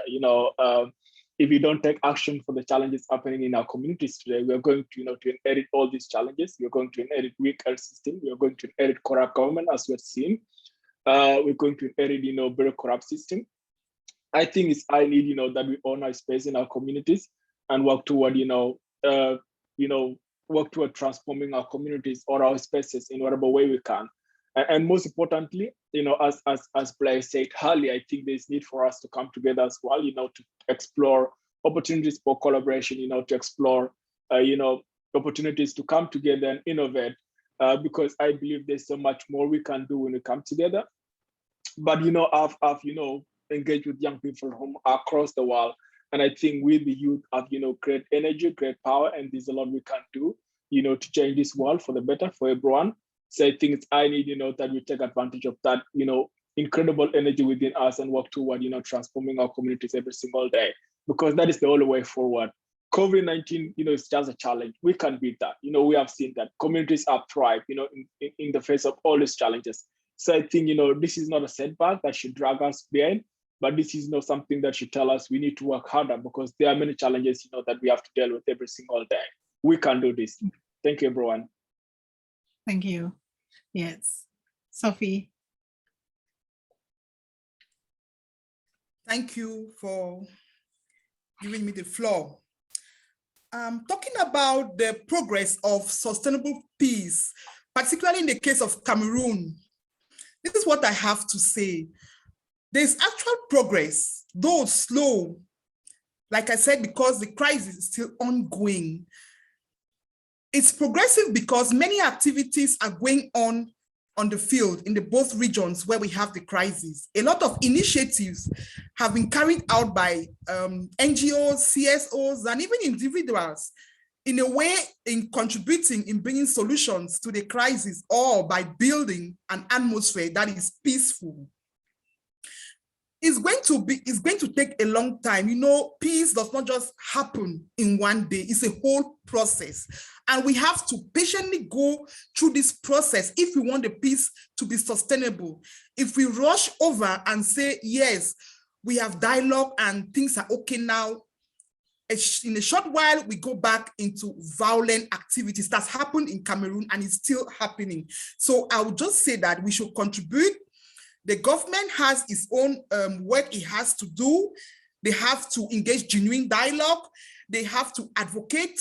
The both parties have to come together with a mediator to look for the possibilities of ending the crisis. And as CSOs, we need to continue taking care of the kids who have relocated or who have left these areas, the IDPs. We need to make sure that they have opportunities, training opportunities, and a way of curbing the violence that was already instilled into them. For example, they can have some transformative activities in some centers that are already existing in some parts of Cameroon. So we just need to reinforce what is being done on the ground, and we keep on hoping for peace. Peace is possible and peace is priceless. Thank you very much for meeting these people coming from different countries. It has been so enriching hearing from you all. Bye. Thank you, Sophie. Thank you. That's so powerful. Genevieve, are you with us? Yes, Marina, I'm here. Yes. I just want to start by thanking all the organizations that are around our communities and that have been conducting peace building initiatives and trainings in our communities these past years.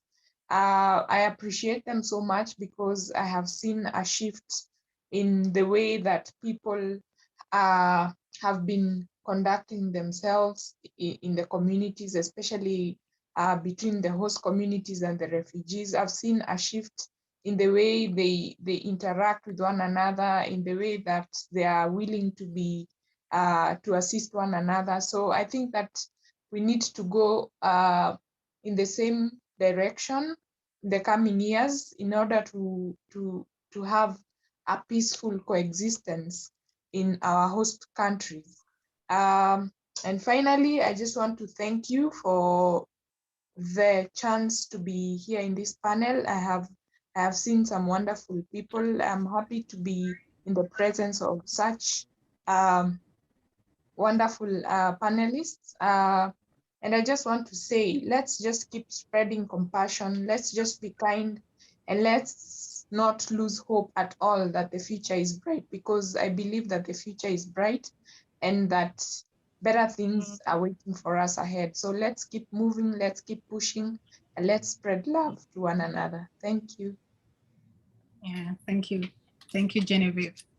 All right. I would like to thank all my panelists for all those amazing insights into this issue.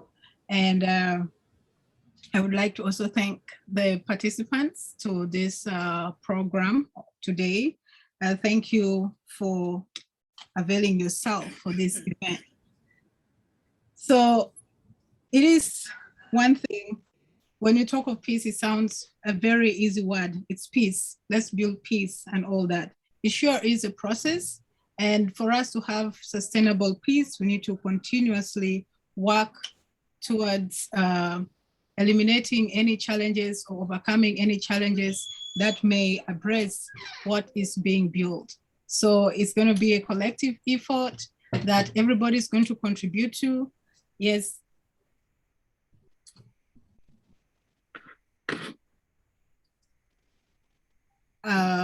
Sorry for that. So it's going to be a collective effort that we all have to contribute to in our different capacities. And yes, irrespective of some of the challenges that may accrue or they may come over time, all those can be changed in the long run. So I will stop here due to time. Thank you all for your time. Thank you for listening. I'll hand you over to the host, Valerie. You're welcome back. Thank you very much, Marina Moody. From Juba to Berlin to Addis Ababa to Nairobi to Kampala to Tbilisi, because I see someone from Tbilisi. The message is all one. Peace is necessary. Peace is what we want and everything. Thank you so much for joining. The second panel, which is going to come up later on, not so long from now, is going to focus on diaspora voices and conflict mitigation. How can diaspora communities contribute in conflict transformation? And I call on you all to stay on. No one should go anywhere until we're there. And after such a hectic session, it's time for us to jam for peace again. And this afternoon, I want to introduce a special musician. We're going to say a few words and then his song is going to fly. Is Jexana in the building? In the Zoom building. Jexana, if you can hear me, can you say hello?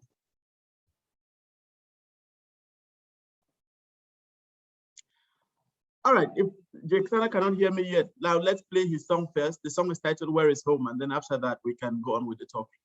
Is our technical team ready? Then we can queue on with the song.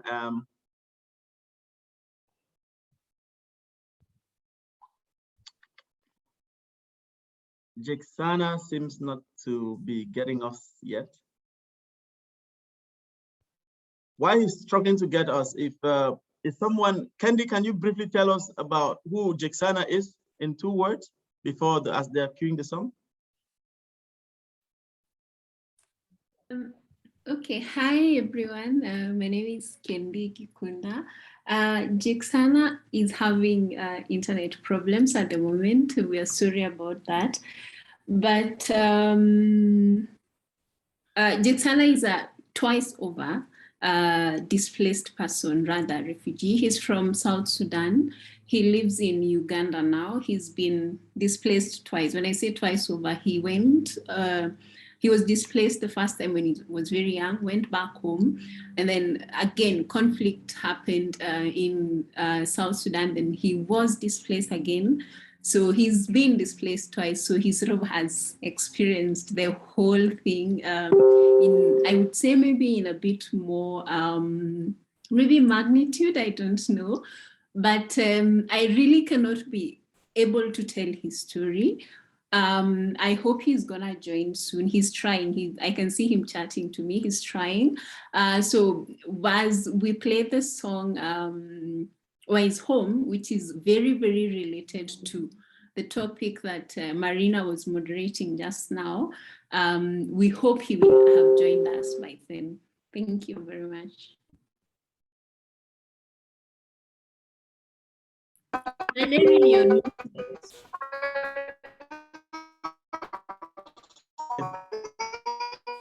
Tune with the song, you can follow his words and hear him express himself.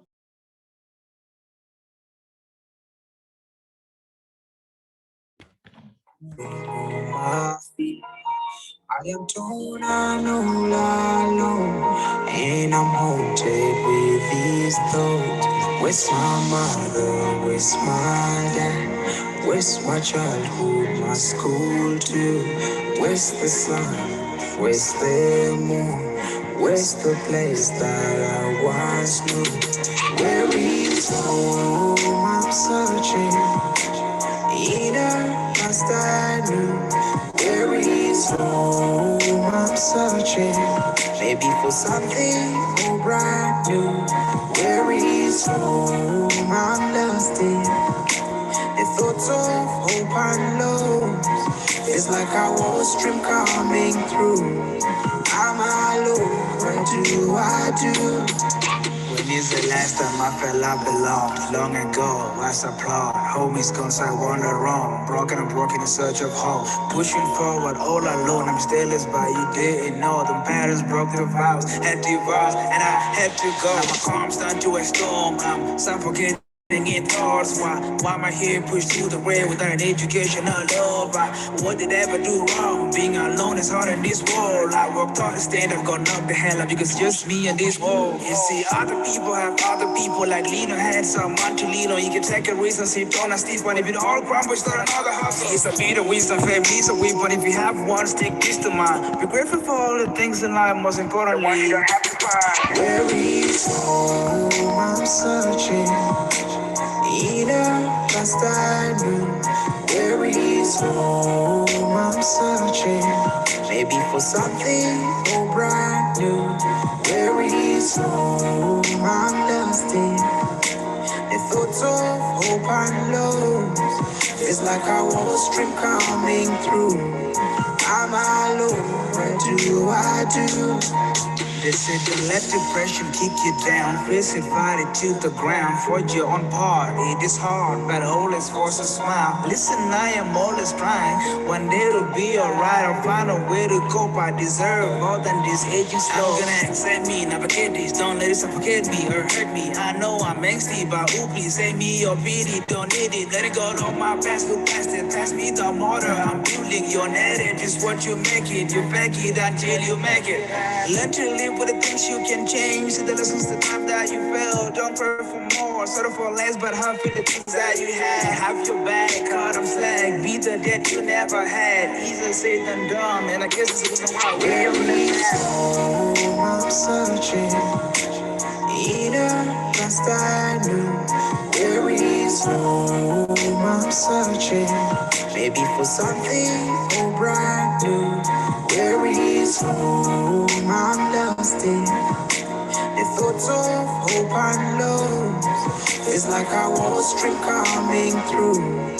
I'm alone. What do I do? Where is home? Where does the head get to lay with no upset? Set to rise again in hope that this is not necessarily the wrong place. I actually left South Sudan. Where does the heart get to beat? And as we came with rhythm only a home that recognizes.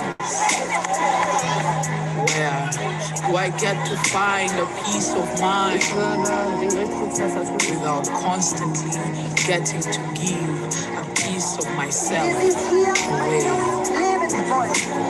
Where do I find my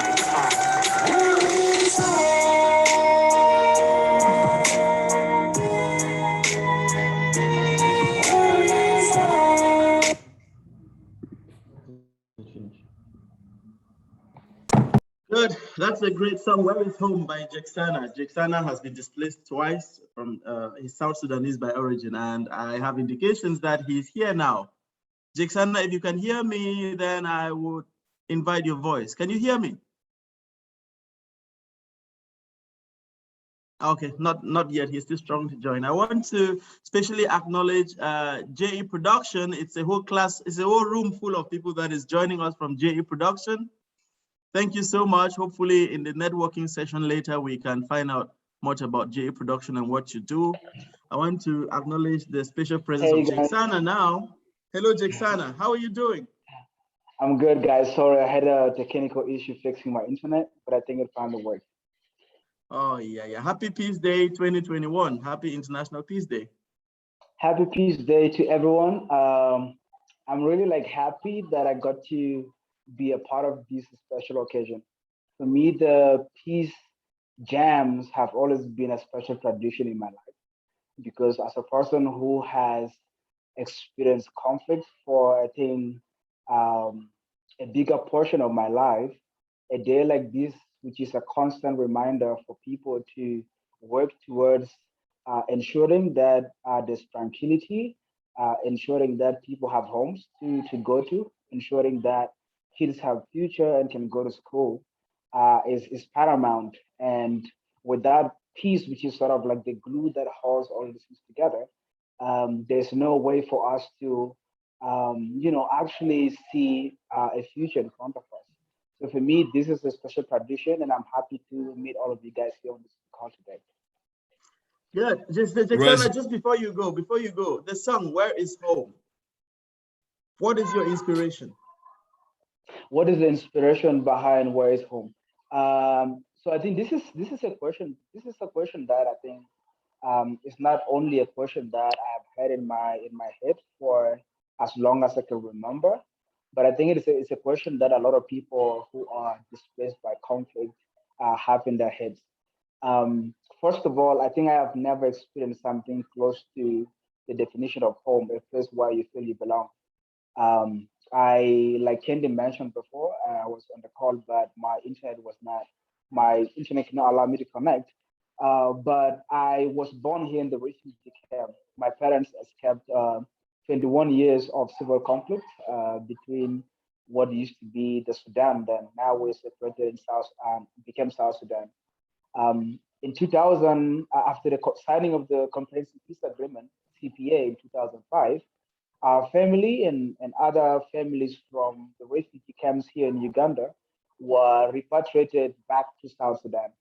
But even when we went back to South Sudan, there was no complete sense of normalcy and peace. A lot of people from South Sudan would know what we call conducts. Conducts are like foxholes or holes that we dig to hide when there's antelope bombing. So when we were in South Sudan, there are times where you would hear an antelope and your parents would scramble and look for the kids and ask everyone to go and hide in their conducts. And a lot of people from South Sudan have and understand what that experience looked like. You are at home, but 1 minute you are escaping for your life. In 2011, when we had our whole secession and referendum, and South Sudan was declared as an independent nation, for us, that was a ray of hope. That was a beginning point for a prosperous nation that has learned from years and years of conflict.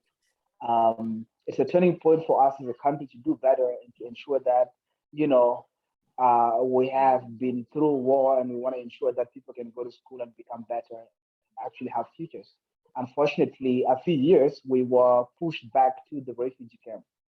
And I mentioned before that I've been a refugee before, but when we were coming to Uganda in 2016, I had no idea what to expect. I was going to school in South Sudan. I completed my high school. Um, I was receiving a training at, one of the rock projects in Juba by then, an organization called Capital, and we became the pioneers of the first innovation space in South Sudan. It seemed like a bright light somewhere that people can look up to. But when I was coming to the refugee camp, I had no idea what to expect. But then when we came to Uganda, we were put in registration, and then we slept outside for nights, and then we were moved to the refugee camps, got registered, and then posted in villages. Basically, they divide for you a piece of bush with trees and grass, and you're given a slasher, and then a carpet and wood and poles, basically to build a house and start from there. That was when it dawned on me that you can have a home, you can have a future, you can have everything, but it can be stripped away in a matter of a second uh, from as a result of war. Um, so I, when I came to Uganda, I basically, I think, fell knee deep into depression.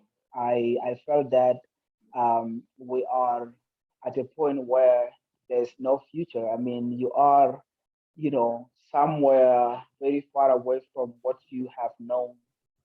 Your prospects for education are slimmer, and they get slimmer by the day.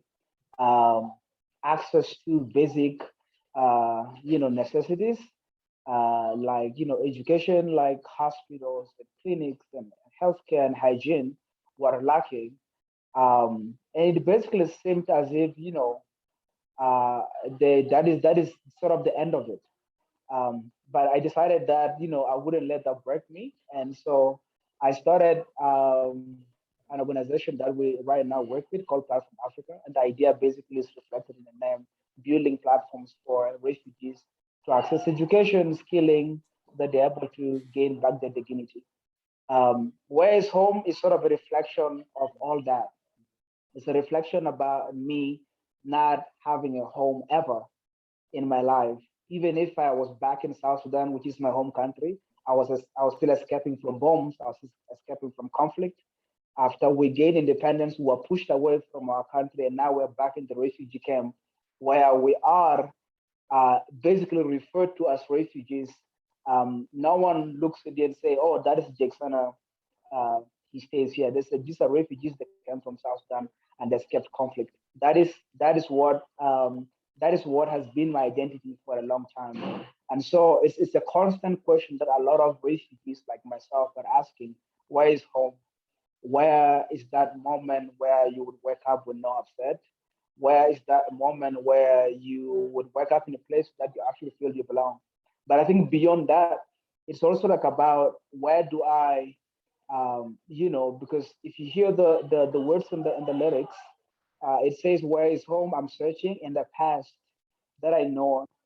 Where is home? I'm searching, maybe for something brand new." And I think the idea is that we are searching from the place where we know our history, where we come from, but how do we move forward from here? We are searching for answers, and this song to me is an appeal to people in governments, people in the humanitarian sector, but basically everyone, to understand that refugees are not a threat. They are people who are basically citizens of refuge, people who are looking for safety, and also to understand that refugees are just more than numbers. This is what the narrative has been for a long time. When I came to Uganda, we have never heard stories about people who are innovating in the refugee camps, people who are looking for education, people who are basically reclaiming the right to live and be happy. We hear numbers, we hear there are a million refugees in Uganda and all of that. We are more than numbers, we are people with dreams, and we are searching for home. Whether that is in the scholarships that give you a better positioning in life, whether that is, whatever. So for me, the question, where is home, is a reflection about my life, sort of always being in the constant search of home. But I think it's a question that a lot of refugees are asking daily, wondering, where is home? And I'm really happy. It has no answers. It's where it's home, and I'm sure that everyone right now should sort of question themselves that and see how they're contributing to helping people who are displaced, people who are searching, actually find home. Thank you very much, Jexana. Thank you very, very much for sharing this deep inspiration, this deep story of your story of displacement, which has inspired your music and which inspires the good work you do at Platform Africa. From here in Berlin, I send you all the strong energy you need, all the encouragement and everything for the good works you do at Platform Africa. I remember we've had Platform Africa last year and now this year. And Steve is giving a big shout out to you. Hey.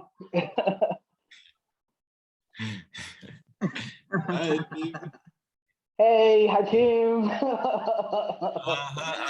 Yeah. Awesome. Great to see you guys. Thank you. And from one angle of Africa in art and music to another angle of Africa.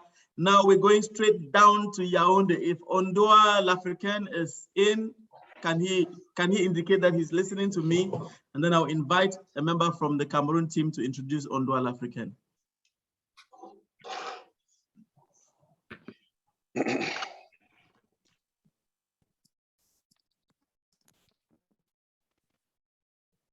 Ondoa L'Africain, est-ce que vous êtes là?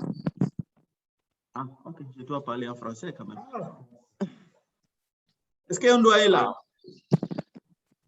Cameroon is more than bilingual, so Ondoa can speak in both English and French. Just testing my microphone as well. Okay.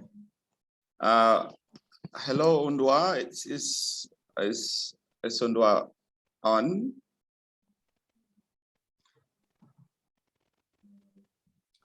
Peut-être il n'est pas encore là, donc on va continuer avec le deuxième. Ah, il est là. Ok. Oui. Je crois que Ondoa est là. Oui. Il se connecte à partir de l'appareil de Carole. D'accord. Donnez-moi une petite seconde. Oui, Et juste Ok. Donc, je vais inviter à ce moment Ngala Desmond pour dire deux mots qui appartiennent à Monsieur Ondoa L'Africain. Qui est Monsieur Ondoa L'Africain? Ondoa L'Africain, c'est une artiste camerounaise basée dans la ville de Douala qui fait beaucoup plus dans les consultations poétiques, si je veux le dire. Consultation poétique parce qu'il consulte des personnes et vous faites des musiques qui résonnent à votre cœur. Donc, Ondoa L'Africain n'est pas seulement un artiste, mais il est conte, c'est comme ça qu'on appelle en français. Et peut-être je peux me tromper, mais il est là aussi pour nous éclairer. Je crois que Ondoa L'Africain fait non seulement l'art, il n'est pas seulement dans l'art, mais il est dans les œuvres sociales. Ça veut dire qu'il se soucie non seulement de la jeunesse, des enfants que nous voyons beaucoup plus dans Douala 4, du côté de Bonaberi, mais Ondoa L'Africain a décidé, depuis l'année dernière qu'il avait nous sur cette plateforme, il a décidé de venir et de présenter cette année avec nous. Je crois que si Carole me donne le signal qu'on doit être prêt, on pourra les passer la parole pour qu'on doit puisse faire son art. L'artiste lui-même, c'est lui qui sait souvent se décrit ce qu'il va faire. Je ne veux pas m'aventurer sur cette là. Carole, if Ondoa is on, can you give us a signal? Can they let him in, please? He has not been let in, please. All right, our tech team should be able to do that in a moment. While we're letting him in, please, Obase Jacob, kindly mute yourself. We don't want noises distracting. And he's already in. And si Monsieur Ondoa m'écoute maintenant, je peux le dire, Monsieur Ondoa L'Africain, vous avez le micro. Okay. Okay, Valerie, I still see him connecting his audio, but one of the most exciting things is I see a broad smile from a room full of people. Do Ondoa say truth? avec les Lunken. C'est comme ça que ça s'appelle chez nous. Ça n'a pas de nom, c'est Lunken. Yeah, I can see it. It's a peace plan, and Ondoa is coming up with a Lunken. Ondoa l'Africain, nous voyons le sourire depuis Yaoundé, certains voient depuis Berlin. Est-ce que vous pouvez... on vous passe le micro.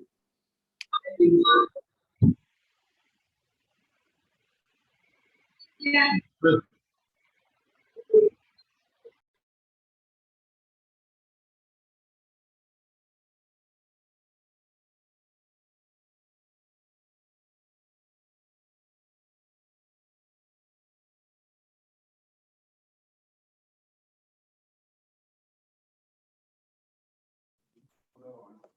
All right. Ondua is still connecting, and I promise you it's going to be so interesting. We are up to about 65 in the hall at the moment. I can see big entrances for the next events that are coming up. I promise you there's an exciting panel. I can see Professor Phil Christopher is here. I can see Dr. Priscilla Manjo, whom we reached out to at last minute, and she's joining. I can see the Big Peace Crusaders from Zebam Godlove to Carol Lewood to the star editor, Akborem Solomon, all of them are here. This is what makes Peace Jam. You get to meet so many people. I can see Charlotte Kikotre has also joined. Hopefully I'm getting the name well. And is Ondua now on? Your audio is still challenged. We cannot hear you yet. Hopefully we can hear you before the next minutes because we're running into time. We're running out of time, sorry. Special greetings to Yimnyu Romarik, I see him. Special greetings to Long Gandley, Honorine Kanda, Muriel Kamitatu, Better Breed Cameroon, I see you're in.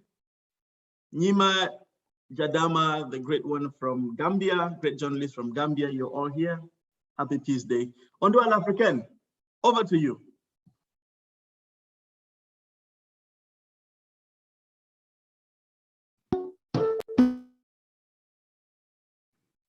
Ondua, please unmute yourself.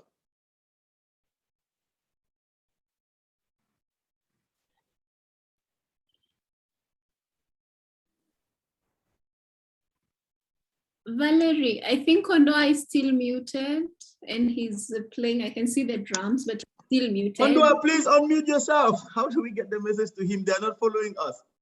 Oh gosh.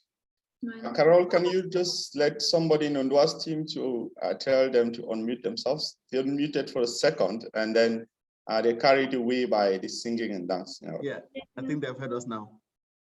No, they're frozen. Oh, please unmute yourselves. We cannot hear you. Oh my God.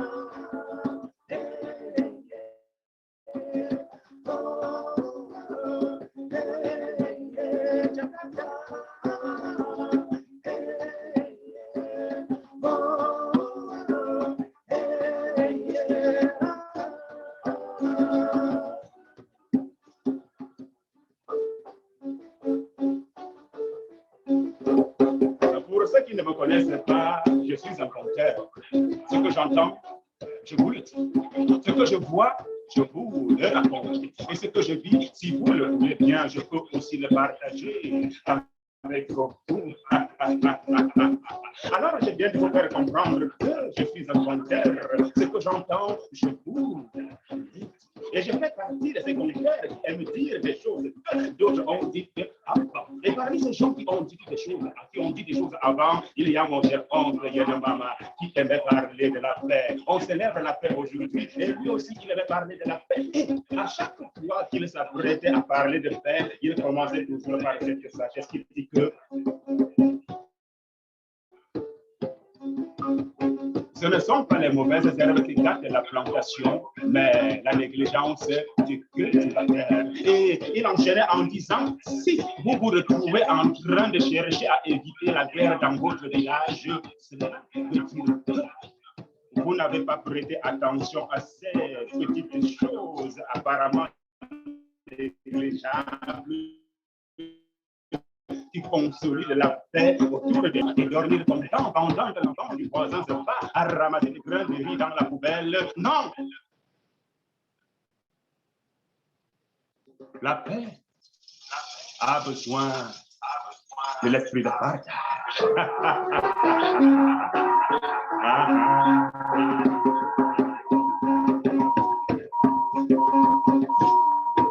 Accompagner ses enfants à l'école dans son véhicule en éclaboussant les pauvres piétons qui sont incapables de se procurer un véhicule comme nous. Non, non.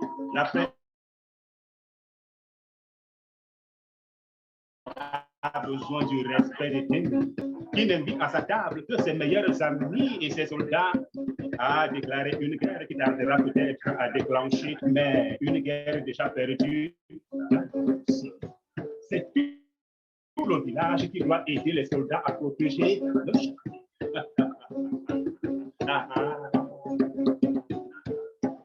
Faire un enfant sans avoir les moyens de pouvoir s'en occuper, ce n'est pas grave. Une bouche ne peut pas dépasser tout un village à nourrir. Faire 2 enfants sans avoir les moyens de pouvoir s'en occuper, ce n'est pas très grave. 2 bouches ne peuvent pas dépasser tout un village à nourrir. Mais faire 3, 4, 5, 6, 7, 8 enfants sans avoir les moyens de pouvoir s'en occuper, c'est inviter tout le village à vous traiter de parents irresponsables. Et la paix n'a pas besoin de parents irresponsables. Car quand vient la guerre, ce sont les enfants affamés et mal nourris qui sont les premiers à se saisir des armes sans aucune contrainte. Et par la suite, il y a des pleurs, des cris, des larmes, le viol, le sang. Oh, je suis en colère. Ce que j'entends, je vous le dis. Si vous le plaît bien, je peux aussi le partager avec vous. Et actuellement, je vais partager un peu de chansons avec vous.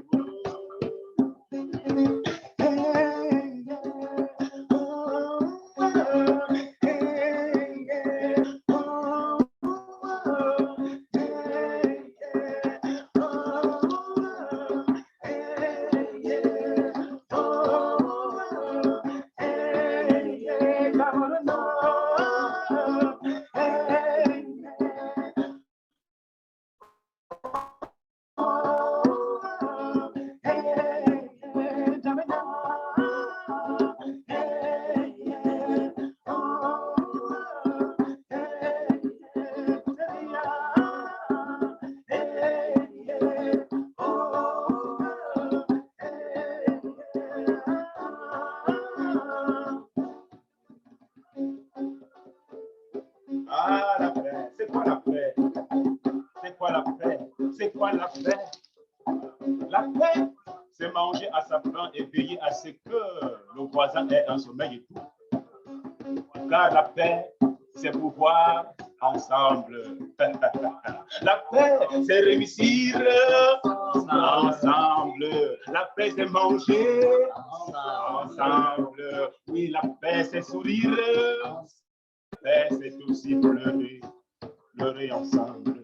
Alors s'il faut pleurer, s'il faut que le monde pleure pour que la paix règne, pour que la paix revienne, alors monde, Jakarta, N'Djamena, Paris, Dakar, Yamoussoukro, Moscou, pleurons ensemble pour que la paix règne dans ce monde.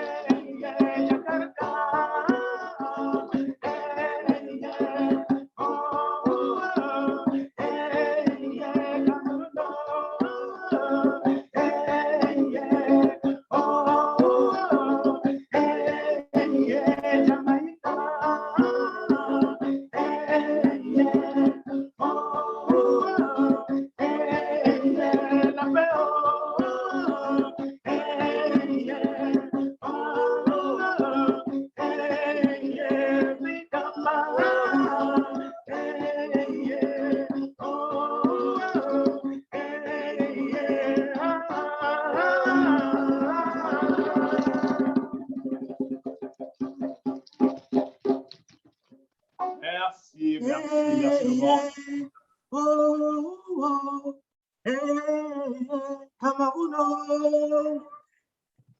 Wow, thank you so much, Ondoa. You brought the life into the room. Merci beaucoup, merci beaucoup. It's been an amazing presentation. C'est nous, c'est nous, c'est nous, c'est nous, c'est le monde, c'est nous. C'est pas pour nous, c'est pour tout le monde. Merci beaucoup. Everyone loves it. You see, expressing peace, expressing actions for peace can be done in different ways, from dance to music to every instrument. Everything can be what you're talking about. Without much ado, bravo, bravo, bravo, bravo.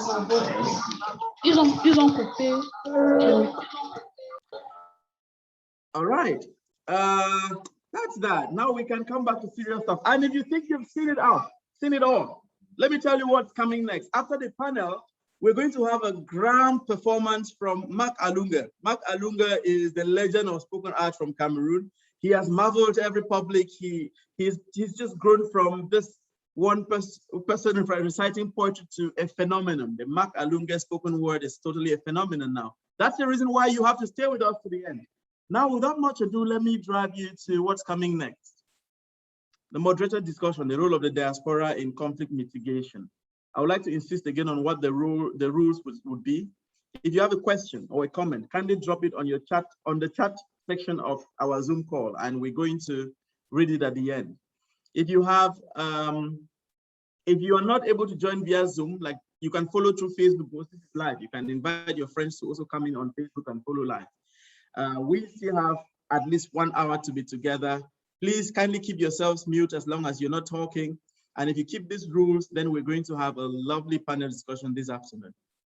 It is my own singular pleasure for a second time to introduce Eugene Fongwa, Cameroon's great journalist and human rights activist and peace builder and researcher. Eugene Fongwa, whom I've known for many years, whom at one moment was a mentor we're all looking up to back then. And he has been very instrumental in Cameroon in shaping policy, in shaping advocacy, from his work as a journalist to his work as a researcher to his work as an advocate, as a communicator and everything.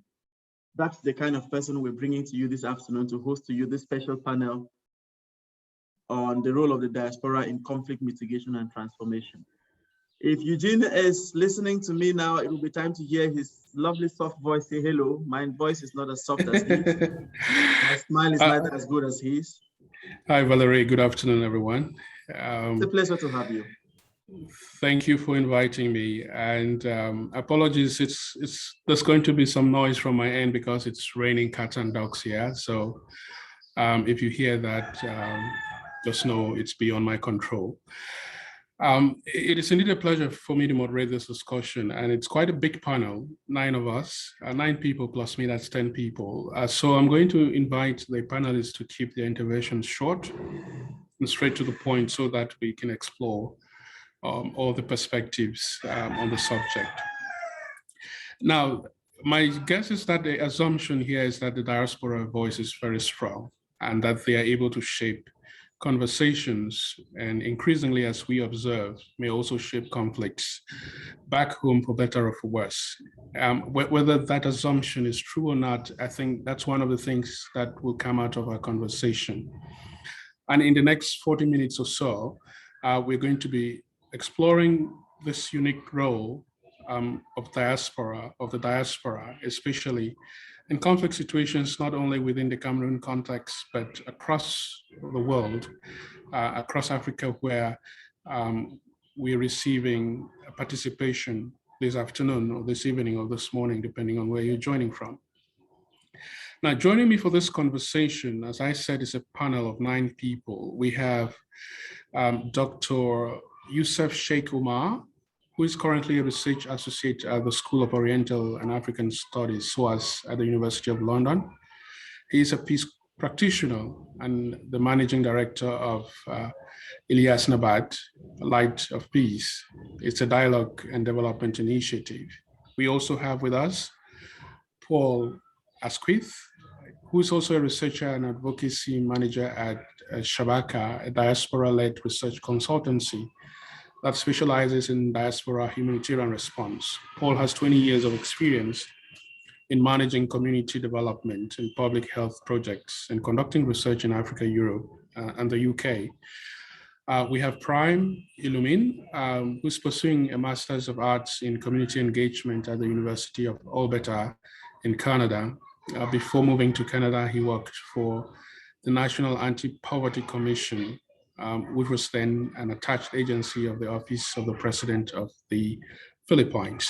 We have Professor Christopher, who's an associate professor. He's head of department at the International Relations and Conflict Resolutions faculty at the Faculty of Laws and Political Science at the University of Buea. He is the founder of the Center for African Peace and Security. We also have Are Bate, who has over 4 years built a following of thousands of entrepreneurs as a renowned author, internationally recognized journalist, and internet entrepreneur. He grew famous for his work on social media, online journalism, and for initiating the AB Africaneur movement, an award body and community for entrepreneurs across Africa. We have Enob Yunas. I'm sure I'm getting that wrong. Enebiona Kigezo, who's a psychologist. She is passionate about mental health and community-based programs that build a strong mental and physical foundation for societies. We also have Blaine Desta, who's an African feminist, human rights activist, gender equality advisor. In recent years, she's developed and managed projects focused on empowering young Ethiopian women through academic debates and capacity building in feminist transformative leadership.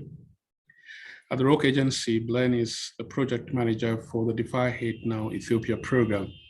She's also the initiator and curator of the Open Culture Feminist Cafe.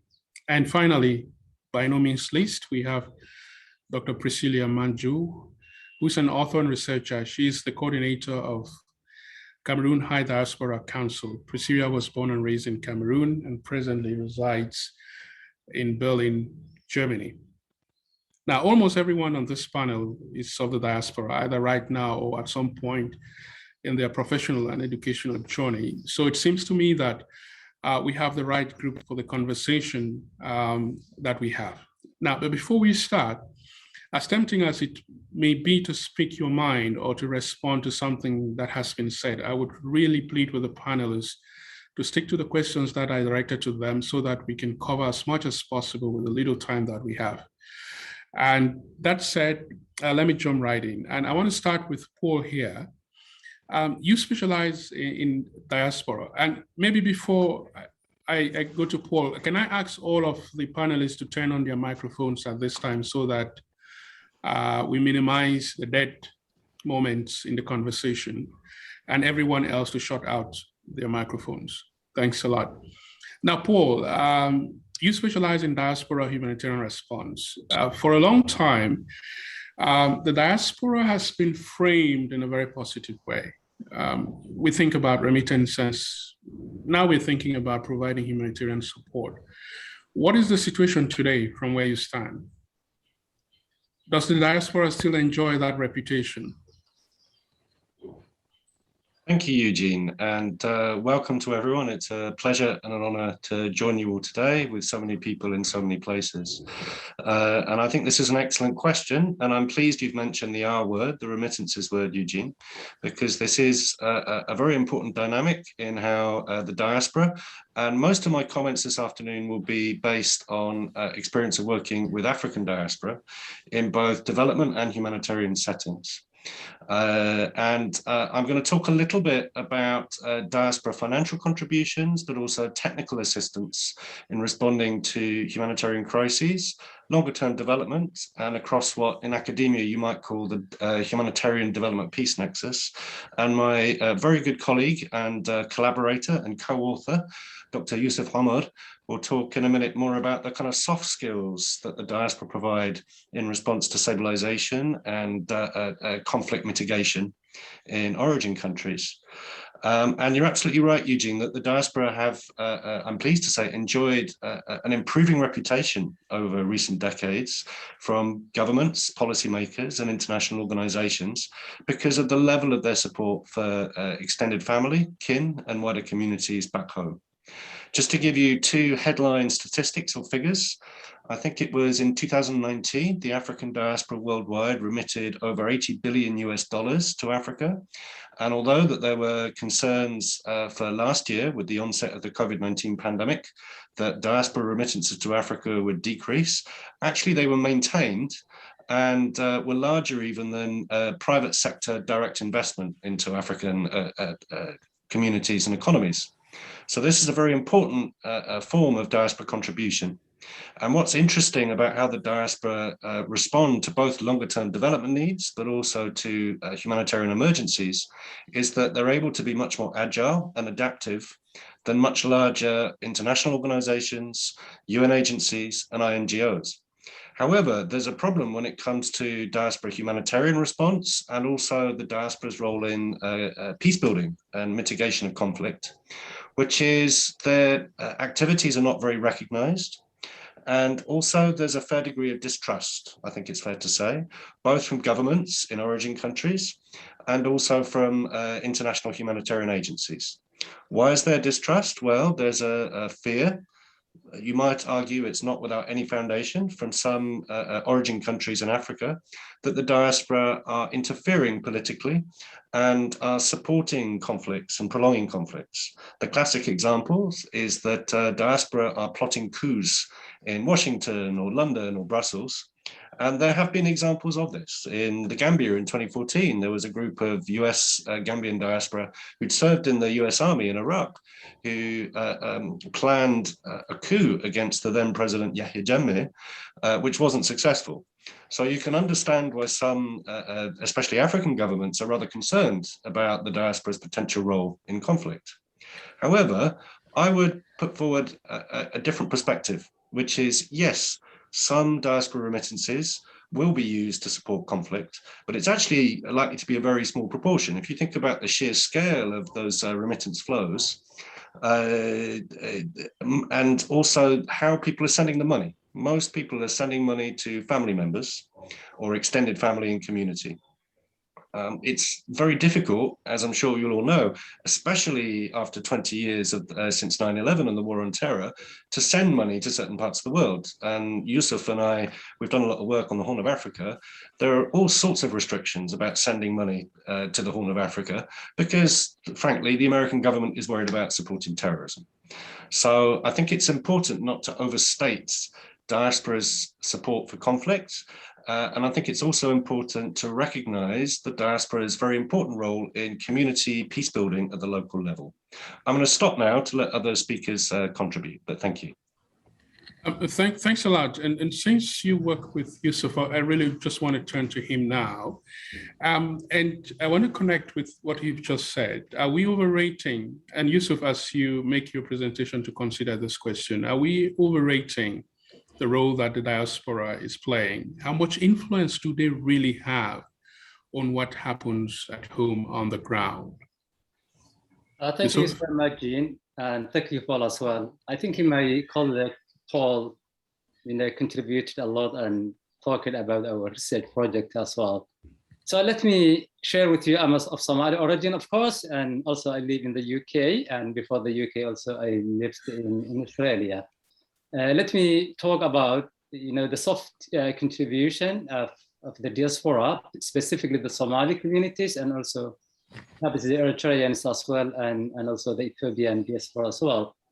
We know the diaspora have developed very sophisticated skills, living in so culturally diverse societies, where they can learn, the new skills of how to cope with, the cultural diversity, and that gives them skills, soft skills to transfer back home to their countries of origin and organize, community dialogue, for different, warring or maybe conflicting groups and tribes and militias. Of course, in Africa, we have our own, traditional mechanism of conflict resolution, but at a local level. But when you combine such an external, skills from other experience as well, from quite well-developed countries, that could bring a lot, of contribution, to Africa. Let me give you the sense of tolerance. As I said, I'm of Somali origin. We have the sense of tolerance in Africa, but it's not really the way we have in the West, where there are, the trainings and, educational courses on how to tolerate people who are so different to you in terms of faith, in terms of culture, in terms of skin color, and all this stuff. So taking all this soft power, soft knowledge of, tolerance, the cultural sensitivities to back home, and how to engage specifically with culturally diverse society, that is so powerful. And more than that, the diaspora by nature are multi-identity, people. They have so different identities. They are Africans. In the Somali case, they are Somalis, they are British, they are Americans. And that gives them to develop huge social skills and network in which they can take back to their countries of origin. I mean, they are in a position to mobilize, to the international community for the sake to develop, and contribute to the peace building in their countries of origin. And in that sense, naturally, diaspora are natural bridges between, their settlement countries and also their countries of origin. Politically, they contribute a lot. They bring a lot of political knowledge and the governing system. Obviously, the good governing system now is in the West, that's obvious, and no one can deny that. So taking such an experience to back home, where we have been hearing, some sort of coups for the last few months. The latest one was this morning in the Sudan, was so sad. Also, it was not successful. So that kind of political knowledge, the democracy, also we have our own democracies and a governing system in Africa. As I said, I can't undermine that, but the reality is the political knowledge and the experience that they can gain from the diaspora and bring a lot of additional, knowledge of, a political level to, back home in Africa. Let me stop here, and maybe later on, if I could get enough time, I can bring more new points. Thank you, sir. Absolutely, Yusuf. We're going to see if we can have time to make one more round, because this is really an interesting conversation. And the issues you're raising are quite interesting and important. But I'm still stuck with whether or not they're succeeding. It seems to me that without real issues affecting people at home, and I'm talking about the role of the diaspora in driving conflicts, that the diaspora wouldn't really have the kind of influence if there is no fertile ground, if I could say that, back home. In other words, to what extent can the diaspora really drive conflict? Professor So, can you attempt that using the case of Cameroon that you know so well? To what extent can diaspora succeed without the enabling conditions back home? Good afternoon, Eugene. And first of all, let me start by thanking the defyhatenow for the invitation that has been given to me. And it is a pleasure for me to be here today. Before I talk about the diaspora, I would like us to understand the concept of diaspora. What do we mean by diaspora? Because when we just move into the discussion of diaspora without clarifying it, there are some people that may not understand actually what diaspora is all about. The very first thing I would like to say, the word diaspora came from the displacement of the Jews from their historic mainland. But now we see today in contemporary days, politics, when we talk of diaspora, we mean people who have moved away from their countries and are now settled in other countries all over the world. And some have built up established communities. And in these established communities, they try to have certain types of relationship with the homes from which their homes that they originally left to settle abroad. And we have to understand that we have different types of diaspora. Diaspora is not homogeneous, it is heterogeneous. We have, for example, the victim diaspora. In such a victim diaspora, we mean those who are forced to leave their country and settle in other countries. And what made them to leave their countries? There are certain what we call the push factor. So the push factor is what made some people to leave their country. And when they go to other countries that were established, they want to eradicate that push factor, which has been displacing so many people from their country. In most of these home countries, they will call them the bad diaspora. That is the name they give them. But if you look in human rights discourse, they are not bad diaspora, but they are good diaspora because they are trying to change the situation, change the status quo, push away the dictators and able to install a democratic government. So they try to contribute in building democracy in the country because they know it was because of dictatorship and authoritarianism that has made them to leave their countries. So because of this, they have to contribute wherever they are to rebuild democracy in order to make it possible for Africans, let me say, for example, to be able to settle in their countries and not to be moving all over the world and dying in the Mediterranean seas or in very dark forests. So when we look at this particular perspective, you will see that the diaspora is contributing a lot. Let me come to the question you asked me in relation to Cameroon. Before you do that, you did mention push factors. What are some of those? Again, take the context that you are familiar with. I would like to use push factors, and by using push factors, I'll use two conventions. We have the convention, Geneva Convention of 1951. No, I'm just saying, what are some examples of these push factors? What's pushing these people out of the continent? Yeah, that's what I'm going to.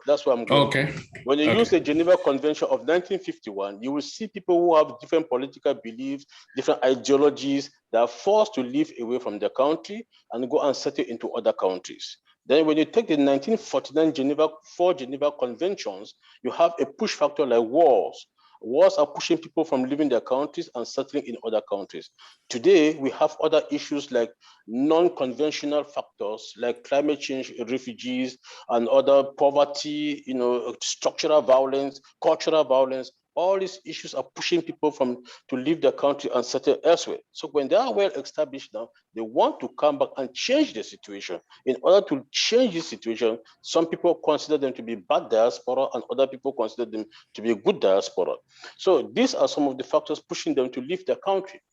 So when we talk of participating, yes, I'm going to stay with you a little longer than with the others because I really want to have an answer to the question I asked. Okay. And I'm glad that you mentioned this whole concept of push factors. And I'm asking, if the conditions back home don't allow, can the diaspora really have any true influence, especially on the political life of the country and in the case that we're discussing today, conflicts? You will see that if it is difficult to use the democratic means in order to change the situation, they have no option than to invoke the use of violence. And when we see violence taking place in many countries, it is because the government of that country are unable to open the channel of communication. When you block the channel of communication, then people are now forced to use other means. And that is why you see people using the strategy of wars in order to change their countries. it is advisable to open the channel of communication, the channel of dialogue, so that we should not go to the worst case scenario, which is war, which is going to change the society. However, war is a social phenomenon that helps in changing the society. So it does not mean that to have a war is a bad thing. If the war can come to change the society for good, then it is important to have this war that will change the society, and then we can live peacefully and democratically, so that everybody should feel comfortable in the society where he or she is living, or where he or she feels like to live. And this is what you will see is happening in most African countries.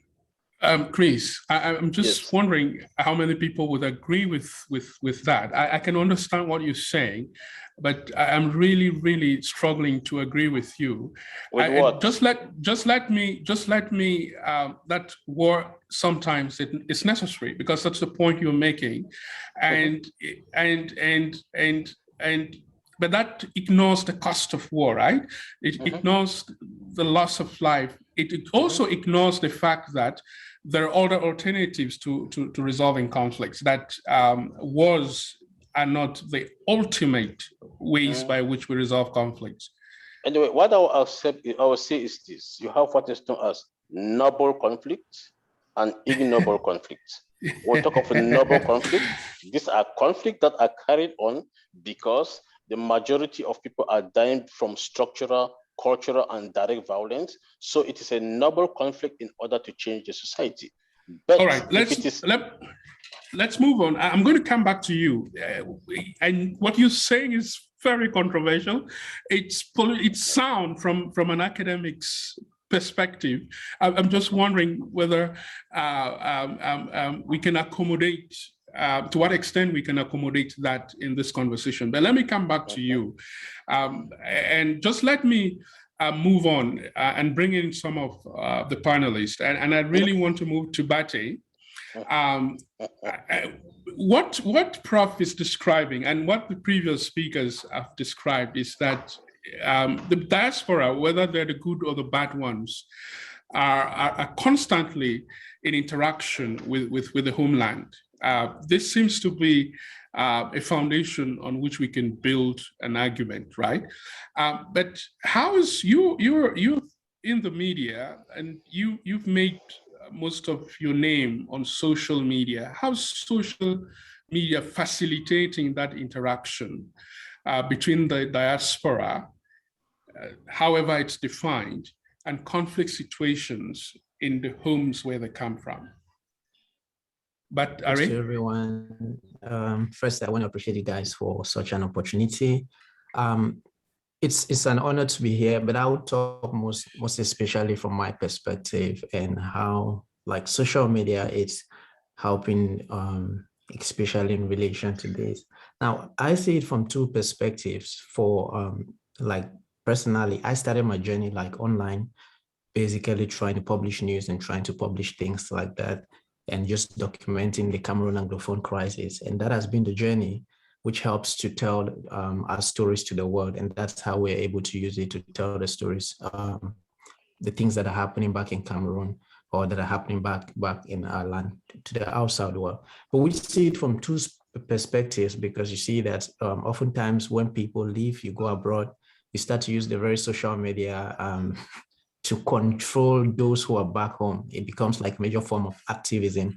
And when I talk about activism, I hope we understand that activism is, especially right now, it's a relative term, because there are so many people who are very violent in their form of activism, where it leads to the death of many other people and things like that. But so looking at it from the perspective of social media, I would say there is the good and the bad side. First, it helps that we keep telling these stories to the world. Several times we go out to somewhere, or sometimes we publish a story on my platform, and then we have some other, like I think at one time we had someone from the BBC reach out and say, hey, you published this story, and is this true? What happened here? And we have to share the backstory of what happened, so maybe some of the sources and how we get to get this information.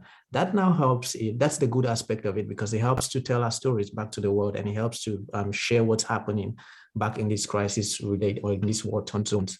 But in the other aspect of it, social media could really, really be bad in the fact that, or in the case that most of the people who live to the diaspora use it as a tool to control back home. I have to admit, I'm in contact with some of the activists. I speak to them and I tell them, man, what you're doing is not very right. You can give someone $50 and you're asking them to go attack someone down there. You see, so these are some of the things that happen back on the backstage of it that that's really, really not the best form of using social media, especially for those in the diaspora. There's so much to say, but I want to make sure that I stick to your question as well, so I'll stop there. Yeah, and what I'm getting from you is perhaps that social media is help eliminate certain barriers that would otherwise prevent the diaspora from having this direct contact with conflict situations, in that they can talk to people directly on the ground, in that, and I'm looking at social media, but I'm also looking at technology, broadly speaking, in that you can wire money these days very much without leaving a trace, if you know what you want to do, but also that, and we have seen that you could use your platform as a way to promote propaganda and promote a certain narrative and drive the debate in a certain direction, and they've been quite effective. At least that now is my view of what I see, and I'm wondering whether you agree that they've been really effective in harnessing the power of social media. Again, take the conflict that you're familiar with. Yes, I do agree that it has been very effective. Now, one of the things I must note is the fact that a lot of the individual reports we do cannot effectively stop the war or raise the complete alarm to the world, to the outside world that we need. But each of these reports, every post that we make, every hashtag and the things that we're doing help to contribute to the general goal of bringing peace and also raising an awareness of the wars and the conflicts that we're talking about. And also, I would say that it helps to also check the excesses of the government and like keep them to account. I'll take a very popular situation, which most of those from Cameroon back here know. The case of journalist Samuel Wazizi, when he was imprisoned back in Cameroon for, I'll call it however months, I mean about 8 months, and no word was heard from him. I wouldn't say social media alone caused an alarm for us to know that he had been killed in prison, but it helped to raise that awareness because many more people started talking about it. Some of the newspapers had it on their front pages. And because of these things, many more people raised an alarm on it, international organizations. I remember I sent an email to at least 10 press freedom organizations. I said, this is the situation. Here's what's happening back in Cameroon. We can't find Wazizi. We don't know what's happening. Some of them went to Twitter. Some of them went here. So these are the positive things that we can definitely trace back to social media. And I do agree that as much as we cannot say that it eliminates the war completely, it raises an alarm and it tells our stories out there, because trust me, many of the people who have been killed, especially back in the Anglophone crisis in Cameroon, if it wasn't for social media, we wouldn't even know about it. If it wasn't for social media, so many people would not be able to, I mean, I've had cases. I have my friend telling me, hey man, he went to school to write his exams. And by the time he left school, he said he received a call and said his mom had been killed. And then later on, he goes back that his mom was killed in a corner, shot and killed in a corner, I don't know, in a fierce battle. And later on, he goes back, spends some days, buries his mom, and then comes back later on. His junior sister was killed. At the moment I was talking to him, I tried to console him. And I was like, hey man, things are going to be all right. And he asked me a question. He said, Ari, what do I look forward to? What's life? And later on, his number stopped passing. Right up to now, to date, I haven't spoken to him. I haven't seen him. I don't know if he's alive. But these are stories that we keep around. These are stories that we keep sharing on social media. And just like this platform right now, that I'm able to share this, and a lot more people are going to check more about the crises that are happening back in Cameroon. That's how we keep telling our stories to the world. And so I think as much as social media might have the backstage, like the bad side of it, that it helps those in the diaspora maybe could use it to maybe cause more havoc on what's happening in the wars. Overall, if we are very conscious, like if we have the self-consciousness, it really helps to tell our stories to the world. Thanks very much. I'm literally shaking in my chair now because I just realized that the only 3 ladies we have in the crew. for some reason, are the last three people to speak. And I realize this now, and I just want to apologize to you ladies. This is what happened. I organized the conversation to create a narrative, and I was looking at each one of you's profiles, and it turns out that all of the ladies were at the bottom of the pile. And in these days, I can only apologize. There's no explanation that can take away that obvious discrimination. But let me go to Priscilla now, and I ask her. You also deal a lot. You run the Diaspora Council, which I think means that you're very much in contact with Cameroonians who live abroad. What makes them effective? I'm asking the question on assumption that we all agree that these guys are able to shape things back home. But beyond social media, what else do they have that make them effective? Why do people listen to them more than to the voices on the ground? Why do you think that's the case? Again, the question has a strong hypothesis to it that they have better audience than the voices on the ground. And you can destroy that hypothesis as well in trying to respond. Thank you, Eugene.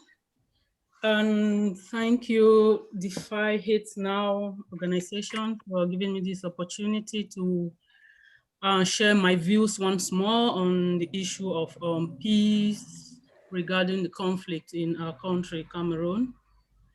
So I'll start with an answer to your question, or with my opinion to your question, by saying that actually the diaspora has an influence on the people back home by virtue of the fact that we all who live out here, when we go back home, we see the way we are being looked upon, the way we are regarded, the way the people see us as people who have traveled far and wide. They hope on us, they believe in us. I mean, there are a lot of things that, go to show, they go a long way to show that the people back home, they trust and really believe in the people who are in the diaspora. They even believe that the people in the diaspora are richer and are better placed, especially financially. And so it's left for us here to know how to use this, what I'll call privilege in quotes. We could use it positively and we could use it negatively, because we realize that we actually impact the minds, especially of the youth, the young people who are growing up and looking up to us. In my novel Snare, I actually address the youth of Cameroon to beware of the disillusionment which they might encounter when they come over to Europe and the West in general. So I strongly believe that the diaspora, and they have the opportunities, no doubt. They have more openings, especially to get maybe financial capability to impact the people back home economically, socially, and even influence their minds. So I don't know, I think I answered the question, and I have an access also to a lot of what is going on with regards on this whole conflict issue and the whole idea of mitigation regarding Cameroon, because yeah, and I want to start with you on that. When we shift the conversation to look at how we can use the diaspora in a positive way, because right now we seem to focus on what the diaspora can do, but how can we use what they have and the position, and you clearly mentioned privilege position in many households. Once you're abroad, it doesn't matter what your status in the household was when you left, it's an automatic promotion. I mean, that's the reality. We can't deny that. But I'm going to come back to you. Let me go to, again, I'm going to mess up this name. I've broken it up into 4 syllables as you can get it, but I think it's Nyip Yona. are we running a risk of stigmatizing the diaspora with the conversations we're having? I'm asking that question because of the things I've heard. We've had a situation in Cameroon where the problems of the country are framed as problems caused by the diaspora. And I'm suspecting that it's the same frames that we're hearing across other African countries. And my thinking is that the idea is you want to find a scapegoat for why there's chaos. And I'm asking, in that process, do we end up stigmatizing the diaspora? And what kind of impact can that have on all of the good things that we've heard about the diaspora? And again, I want you to draw on your expertise in psychoanalysis in responding to this. Okay, thank you. Thank you so much, Eugene. The name is Ainebiona. Ainebiona, I got it this time. We can go with Charlotte, we can go with Kigezo. Yeah. Are we stigmatizing the diaspora, the people in the diaspora or the diaspora space? I believe we are a bit because both, the space and the people in that space. Yes. I believe we are a bit, keyword a bit, because irregardless of us constantly throwing the blame towards diaspora when we are trying to look for, okay, why is there a conflict in the country? We still take the time and appreciate the fact that they bring back so much effort. I think you've noticed every speaker who has spoken has added, yes, there is a bad, but they have definitely acknowledged the influence that is brought in by the diaspora. Now, in that same regard, yes, it does elude what the diaspora space does. And that's the reason to why most times when anyone comes from the diaspora and comes back home, it takes a little bit of time. Remember, we trusted them online. We trusted them when they were loud and proud on BBC, on CNN. But when they come home and they come up with creative and nurturing initiatives that are for home, we attack them and we start saying, no, that is foreign, even though clearly the background of it is based on the fact that it is something from home. For example, when you pick an example of peace building on the basis of dialogue, this is something that has been in Africa way beyond any of us who could, sorry to use this example, but way beyond any of us could be slaves. We sorted conflict with dialogue. We sat down as Africans under a mango tree, a big fruit tree, and sorted this out. But in many occasions, when many of our diaspora people or many of our people that are in their diasporas come back home and they have built on initiatives that are strongly embedded on systems that are African, it's a bit tough for us to accept them because we still want the modernness of those ideas and we don't want to take up the origin of what the people in the diaspora are trying to turn these ideas into our home ideas. So at the end of the day, when we do the pinpointing and say diaspora is to blame, you create a space where diaspora cannot change what is happening at home because constantly we're throwing the blame to they're the ones sending the money, they're the ones paying, they're the ones online saying the lies and making everyone believe the lies. They're the ones online sharing posts that were 2012 for a conflict that is happening in 2001. They're the ones that are more equipped with the internet and know how to work around and change things. In that mindset, it becomes a little hard for us to give the diaspora space and the people the chance to change things from a homely point, keyword, from a homely point. Because most of us, when we say diaspora, we want Charlotte, who is in Kenya, to take what she has learned from Kenya to South Sudan. I'm of course taking it to South Sudan, but I have to blend it in a relation that it relates with that brother and sister in South Sudan, not my Nairobi story and forcing my Nairobi story on Juba. That would be a bit unfair. So in the world of us critiquing the diaspora, which is a good thing because we need to sieve out. We need to sieve out what needs to come back home. We need to sieve out how peace looks like for us. I'm very strong on Africanity, as Absa has turned it now. But at the end of the day, when we do a lot of pinpointing, a lot of finger pointing at the negative, it becomes very hard to shine a light on the positive and actually illuminate and elevate that. Yeah. I hope I've answered the question. Yeah, you did. Thank you very much. And because we're running out of time, I'm just going to go straight to Blaine. There's a question I did ask earlier. I framed it differently. I'm going to frame it differently for you because I really hope that we have a different perspective on the issue. Do you think the diaspora voice seems to be louder in the national political space because the civic space locally is shrinking?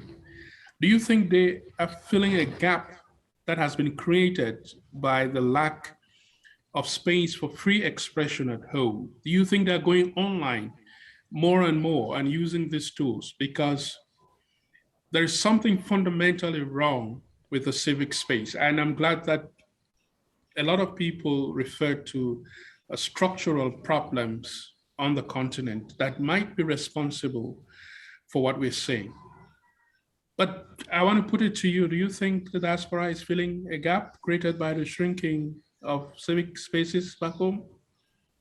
Yes, definitely. I think I could put it from the perspective of the situation that we are in Ethiopia at the moment, where the government is using telecommunication and internet shutdown as a weapon to control and censor information, where there is no, there is no political or civic space online and both offline.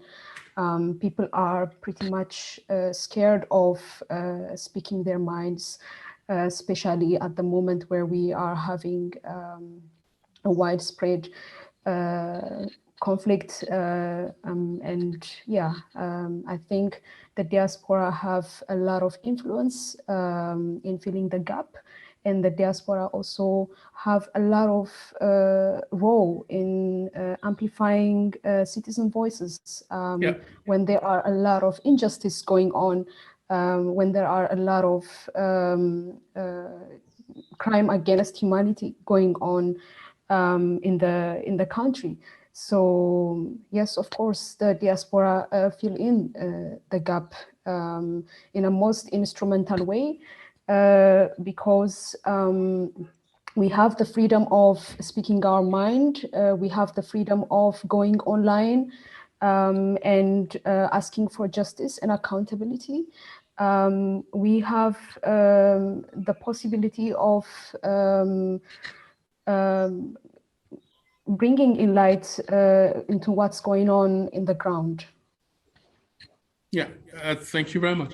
And I'm going to stay with you for the purpose of justice, since I ended with you.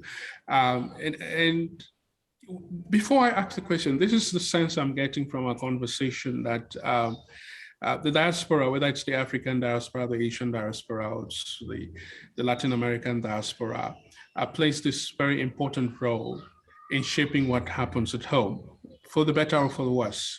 Remittances, we started off with that, but also, as you point out just now, speaking up for citizens who increasingly are losing their voices at home. And we can get to the very extreme, not in a very bad way, propositions like those given by Chris, that sometimes it's just necessary to get violent, even if we don't agree. And I can understand that some people get to a point where they think violence is the only means available to them, especially when the civic space has shrunk considerably, as we see in most African countries. But how can we harness this energy? Because again, the one thing I'm sensing is that, and I'm getting this from what I'm hearing from Priscilla and also from other speakers, that the diaspora has this vantage position. They command respect and some trust in that they have a voice that is heard. How can we canalize that now deliberately to mitigate violent conflict on the continent and to help in peace building? What can we do? How can we bring them in? Let me start with you, Blaine. All right. For example, in mitigating conflict, I could use the example of the current Ethiopia's war on Tigray. And when the war started, there were a lot of diaspora voices that were coming online, specifically on Twitter campaign to stop the war on Tigray. So there were a lot of diaspora movements, campaigns, different petitions for the government to stop, because the government started the war as a law and order under the pretext of law and order.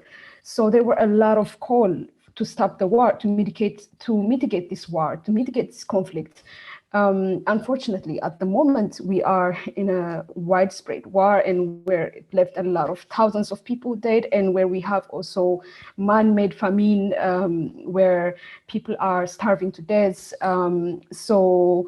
Of course, when citizens are facing repression from their states, they often ask, what can the African Union do? And what can the UN, the United Nations do? What can,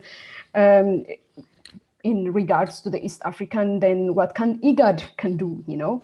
They look up to the international institution for leadership and support because the nation has failed them. They need means and a way of mitigating the war, for someone to intervene, for someone to negotiate the peace. I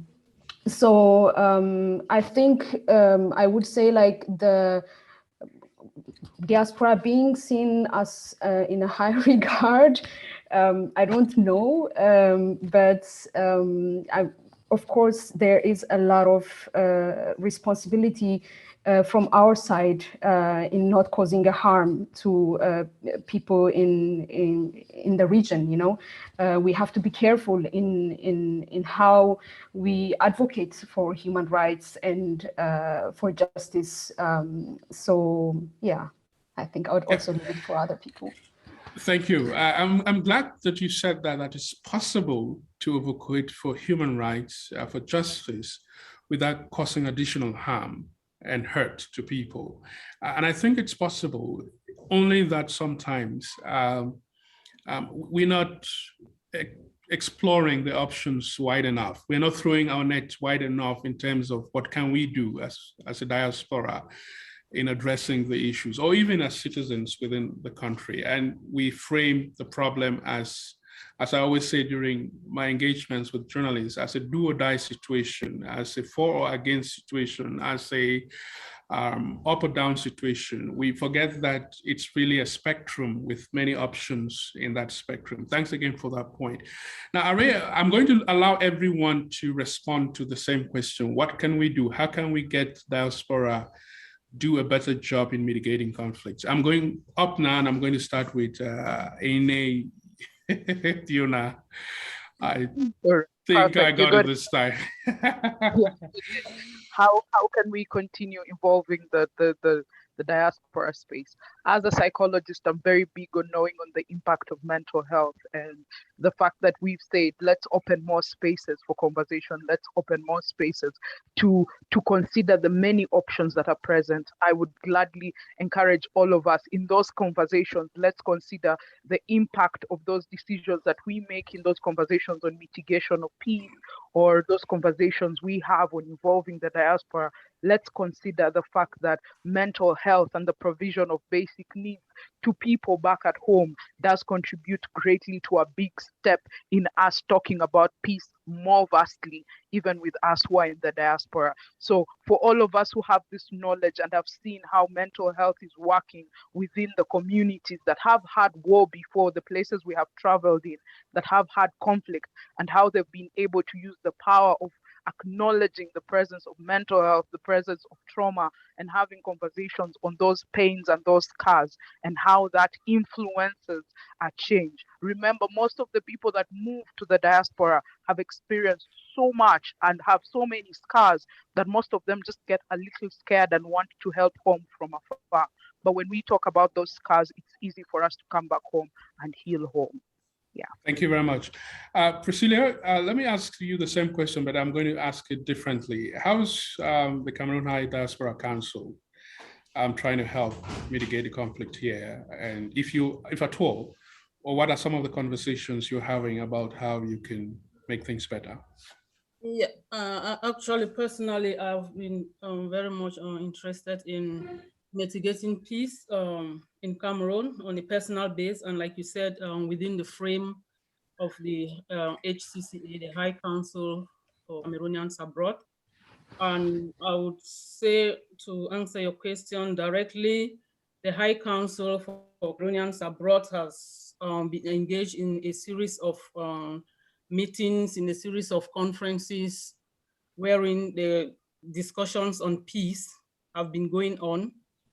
And also, they have also been engaged in some economic activities to help the people, especially those who decided to lay their weapons, not to continue the war, in order to ensure that they are well kept and will not fall back into the temptation of getting violent. And the HCC also tries to support the special status that was declared during the national dialogue in 2019 in Yaoundé, in order to see to it that there is some autonomy for the people of the north and southwest region of Cameroon. And they are trying to also seek audience with relevant state officials, like writing to government officials like ministers, the Minister of Economic Planning and Regional Development. In fact, there are town halls with civil societies being held. There is a TV station. They're trying, the construction of a TV station is going on to keep the dialogue of peace. And there's also an upcoming HCCA town hall meeting scheduled for the 25th of September, 2021, this year on Zoom. All this is within the frame of rebuilding peace in Cameroon with the diaspora. And during this upcoming conference, which is the most recent development within the HCCA, the theme will be Let's Talk and Work for Peace. And the focus group is going to be the clergy, because we really want to also hear what the members of the clergy have to say with regards to the whole idea of peace. So, like I said, so far we are trying to connect the diaspora and bring them under this umbrella of HCCA. Because personally, I'd already started with my own peace initiative before coming to see that we could come together as one under the HCCA umbrella and work for peace. I already did my research even before the conflict sparked off. Interestingly enough, I had carried out an interview during my PhD research on the whole issue of secessionism, of secession, in 2014 when I went to Cameroon as part of my research, and everybody was like surprised, why are you talking about secession? I mean, there's nothing that's going to happen. But actually, I had done my homework. I mean, like somebody who came over to Germany to study at research, and I foresaw that there was going to be a problem. So that's one of the ways by which we can contribute even before something happens, if and only if those we are writing to, those we are speaking to, they have the patience or the interest to listen to what those of us who maybe have some good intentions to what we have to say. And I already did my analysis and realized that the problem in Cameroon is twofold. First, there is the Anglophone problem, and then there is the general Cameroonian problem, which stems from things like corruption and ethnicity that leads to abject poverty, which has contributed to the crisis. So all those things are just, ways. I also organized peace conferences in Berlin in 2018, conceptualized and gave a keynote addresses to conferences on peace, stability, and unity for Cameroon, and we focused on the aspects of oneness and unity among the people. And I was particularly impressed by the fact that during these meetings, the French-speaking population of Cameroon, the persons that attended it, they actually realized what the whole issue of marginalization is about. And from what I observed, they were kind of remorseful, which is, it was a positive step towards harnessing peace amongst the Cameroonian people. And also our discussions during the 2019 national dialogue also is also a show of interest from the diaspora. Thank you. Thanks a lot. Thanks a lot. And I see with you on a lot of things that you've raised. We really need to analyze the situation. Not enough work, in my view, has been done to understand the situation and to accept it the way it is and face it squarely. That's my view, and I think it's a view you share. Now, Ray, what can we do to get the diaspora involved in a more positive way in the conflict situations that we see? Right, thank you, Eugene. So I'll speak from my personal experience. I think the first thing I would like to note is moving to the diaspora does not make you an activist. When you move, it doesn't make you an activist. I think it was like one of the first battles that I had to fight from within myself when I decided to leave Cameroon and say, okay, I was going to do this elsewhere. And I personally, from my personal experience, I had an activist reach out to me and say, hey, you could join us. This is what we'll do. And this is what could happen if we, but I felt like that was not something that I wanted to do. And so it's also like a message to us, when you move to the diaspora, it doesn't mean that you automatically become an activist. And speaking up doesn't mean that you're necessarily like an activist, but it's about us, which brings me to my first point, which is being conscious of what the goal and what we're supposed to do. And then the second thing, as much as we're speaking up, it's really very important on knowing the kind of words that you use. It's the same that they teach us in journalism. Two people have been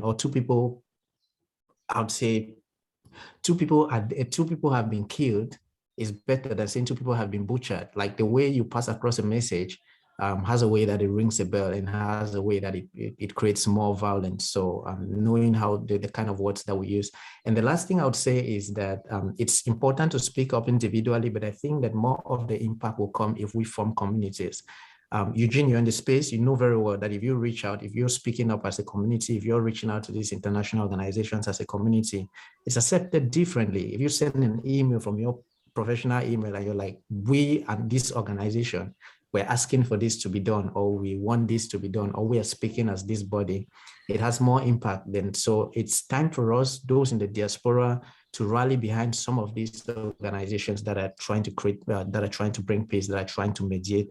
And also, most importantly, in the pictures that we share, just like I think Glenn mentioned this, it's also very important, the images that we are sharing. You can't have someone's parents killed and you parade it everywhere on social media.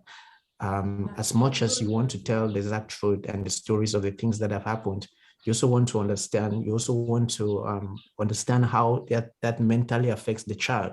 If I see my mom's corpse paraded on social media, I don't feel okay. It traumatizes me. And it has a way that it plays, even like with my upbringing and so many other things, and even the families, and even many of the things that relate to us sharing and also talking about the things that happen back in our communities. I hope that kind of gives a perspective on that. Yeah, thanks a lot. Thanks a lot. And I liked your anecdote, the first bit of it about butchering. And I do this training for journalists with defyhatenow Cameroon, and we encounter that. And the question is, what if they were actually butchered? But that's a story for another day. All right. So let's let me continue moving up.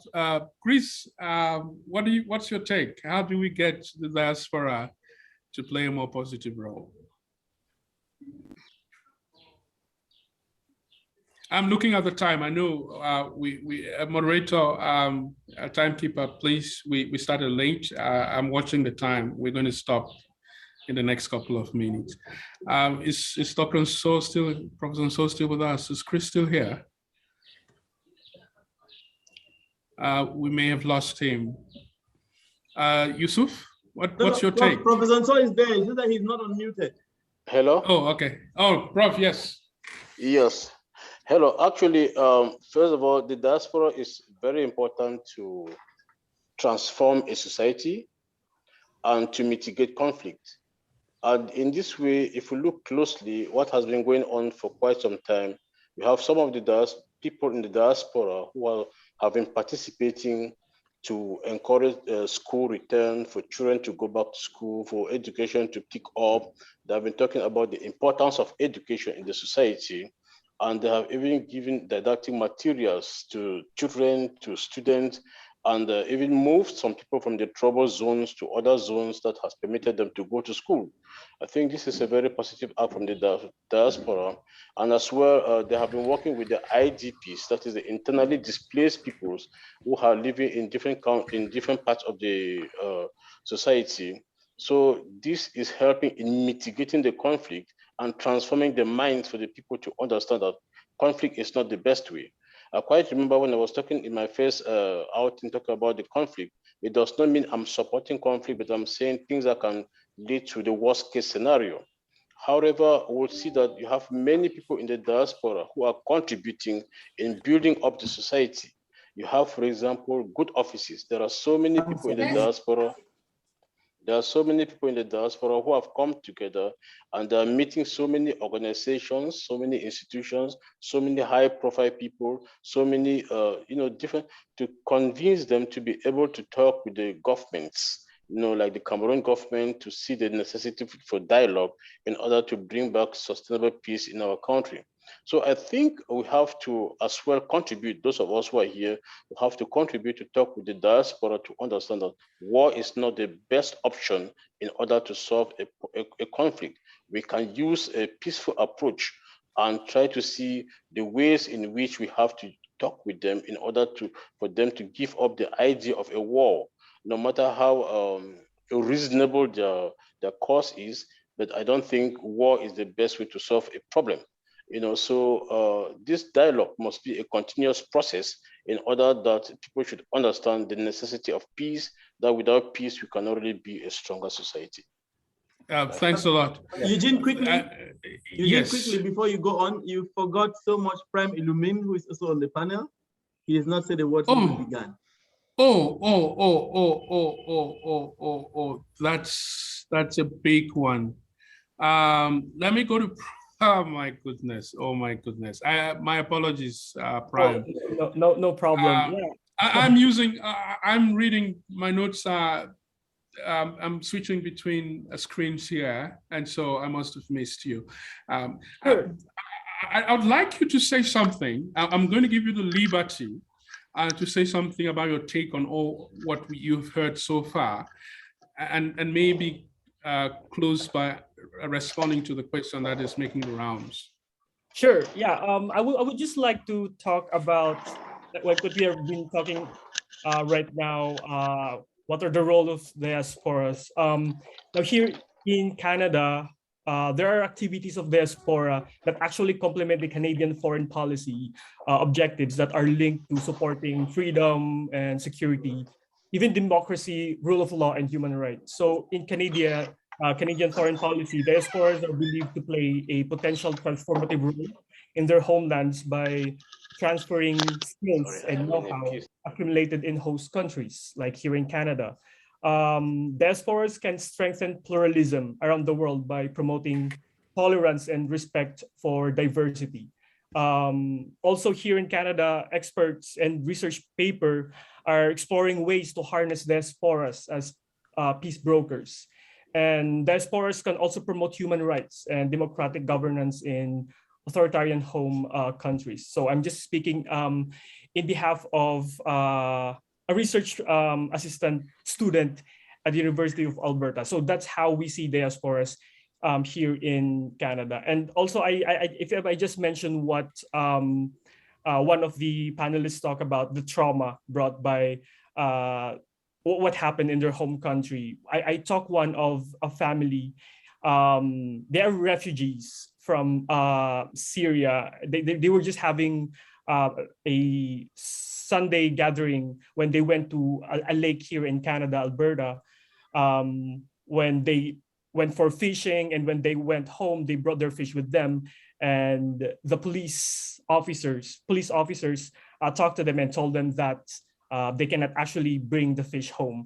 And the kids were so traumatized, and they thought, that's what they told me, that they thought that they thought that the police officers were going to shoot them. So I just want to again go with what everyone's saying, that war basically is not the solution for that. Like what I've mentioned, the activities of diasporas, or how the Canadians see the diasporas, the role of diasporas in foreign policy, I think those are very important in mitigating war or conflict in the home country.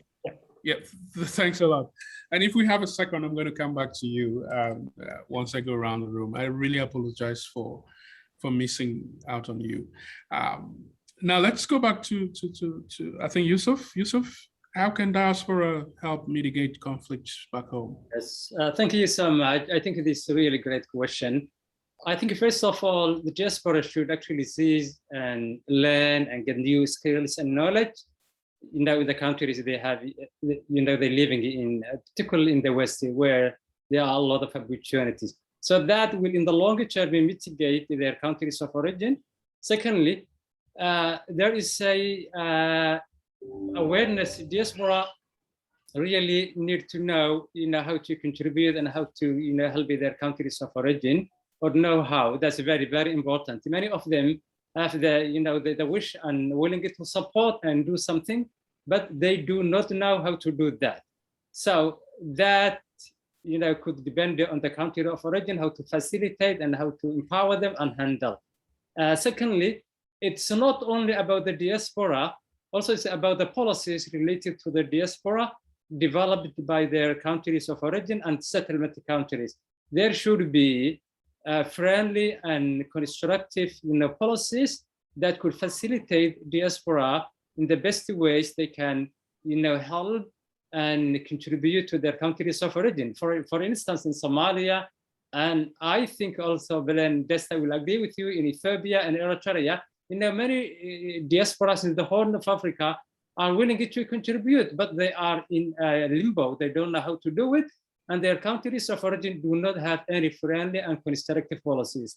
Thirdly, diasporas are quite disorganized with themselves. So there should be some sort of collective effort and organization and collaboration with them. And finally, those who cannot contribute in one way or another for some reason, they should not harm their countries of origin, at least.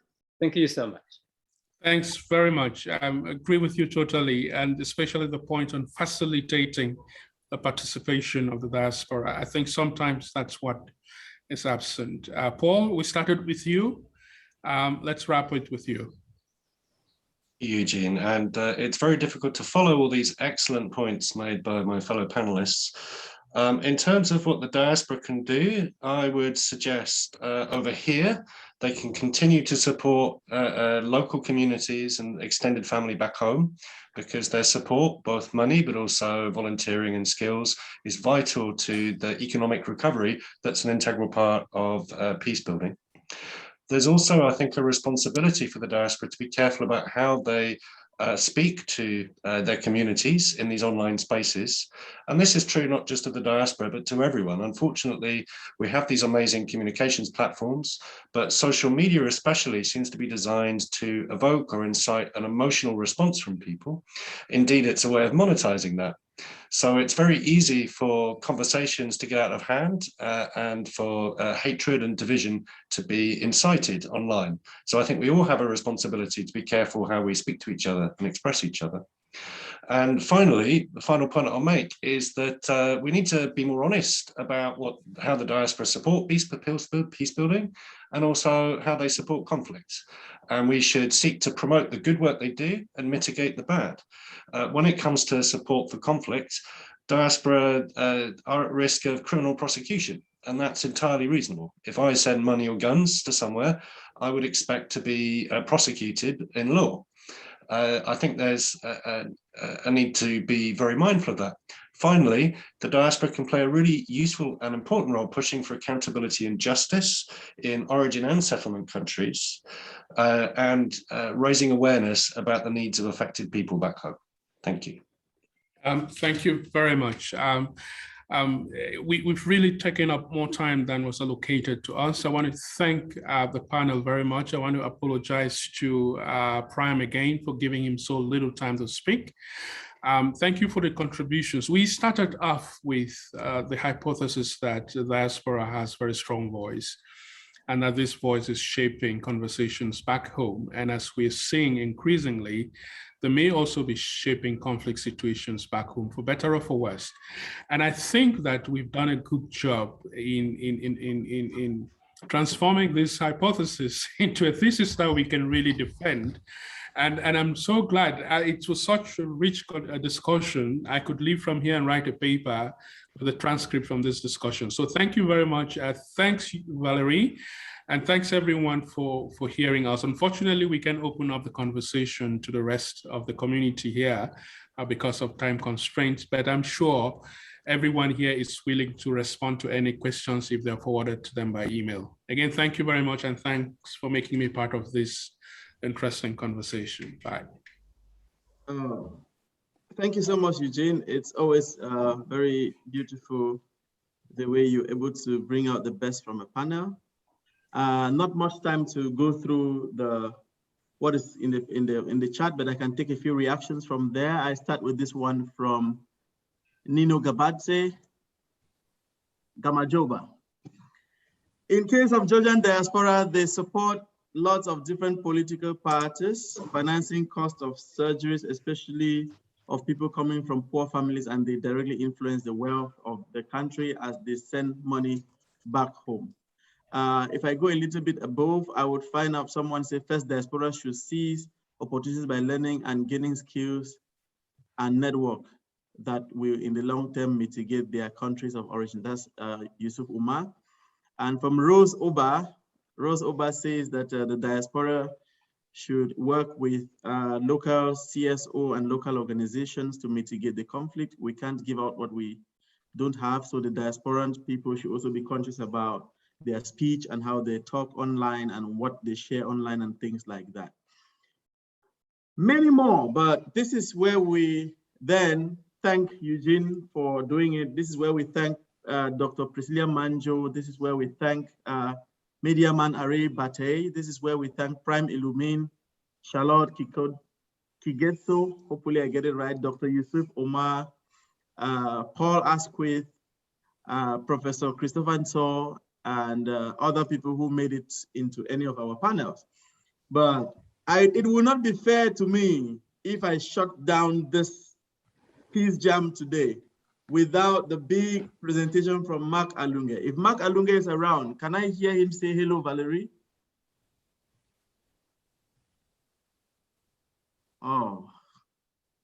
Hello, Mark Alunge. If you're there, you can tell me you're there. I'm right here. I'm right here. Hello. Okay. Thank you very much. For those who don't know Mark Alunge, he uses the magic of words to pass strong messages for peace advocacy and everything. It's quite a big name now in Cameroon on peace building and advocacy. Very devout. Thank you. Thank you so much, Valerie. Thank you for hyping. Please, Professor Christopher Nso, can you kindly mute yourself? And Mark Alunge, we don't have much time, but I am glad that you brought your warm smile to us. I'm glad that you're jamming for peace again with us this year. Hopefully next year we can do it more physically. Can you then have the microphone? Okay, yeah. I had a suggestion. I am in a very noisy area right now. So I was thinking, since I am done and I'm very excited to share the World Peace Day video, I was thinking that in the place of the performance, we could actually just play the video. So I suggested to Mr. Ngala to send it. Anyway, it's your choice. I don't know. I don't know what you guys would prefer, but I think because of the noise here at UNESCO, it's a little bit difficult to perform. So I sent it to Mr. Ngala. I don't know what would be best. Should we play the video or should I just manage? I think we'll just play the. I think we'll play the video. Ngala, okay. Do you have it ready where you are? Mr. Ngala, I just sent it on Telegram. I sent you the link on Telegram. All right, Mark. Let me just forward it to our tech people in a second. Thank you. Okay. Okay. All right. Kindly forward it so that we can get it played now. Angala, we're waiting on you. And just to highlight that these are activities marking the Peace Jam. It's been very beautiful that we've had so many people turning in, and someone is requesting on the chat box that we should create a platform for each and everyone to talk. That's the purpose of Peace Jam. That's why we bring these different activists together every year, so that after that we can form an ecosystem of people working on issues of peace building for our countries, for our communities. And definitely there's going to be a mailing list with everyone. Definitely, like I announced, you can follow defyhatenow on Twitter, on Facebook, on Instagram. We use every modern technique, and so that we stay in the conversation.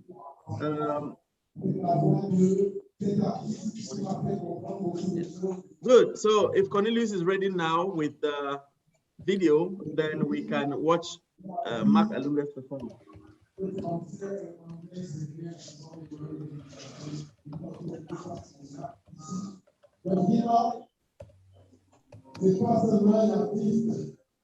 Right.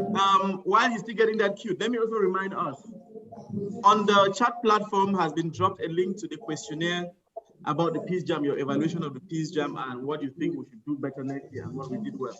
Please kindly make sure you fill and submit. It is also with this then that we know those who want to really stay in contact, and then we can do one mailing round for everyone. This is not yet the last thing because we're waiting for video from Mark Alunga to be played.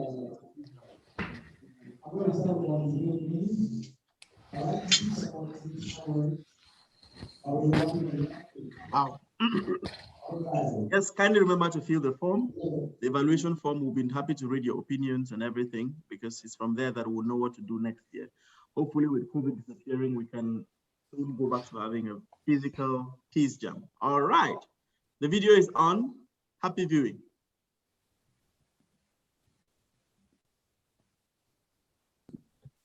Oh, only 26 people left now. No, sorry, 26 messages.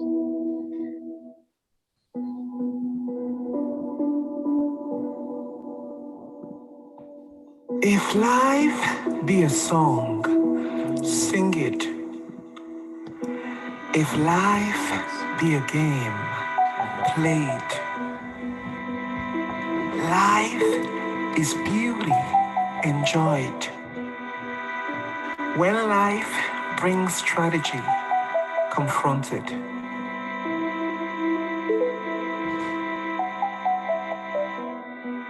Death, the most obvious promise made to us at birth. But when that day finally arrives for each of us, what we leave behind is not the engravings on stone monuments, but what is woven into the hearts of others.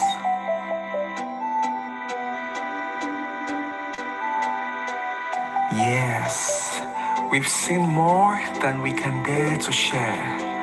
The loss, the war, the fear, more death and pain than we can bear. We've had our fair share of tears.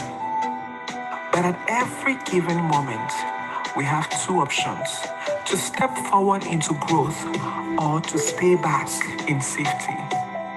But we are the ones we've been waiting for. Together we can be the hope we seek. There are better days ahead than any we've left behind. As children living by the countryside, our fathers told us stories by the fireside of the wonders of the mountainside and the mysteries of the seaside. They also told us that all else aside, peace is of the inside. So do not let the happenings of the outside get in your heart, where true happiness resides.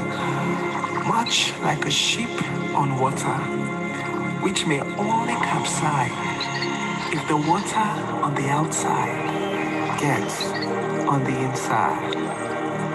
Joy does not just happen to us. We have to choose it every single day. Our fathers taught us that there is a court higher than the court of justice, the court of conscience.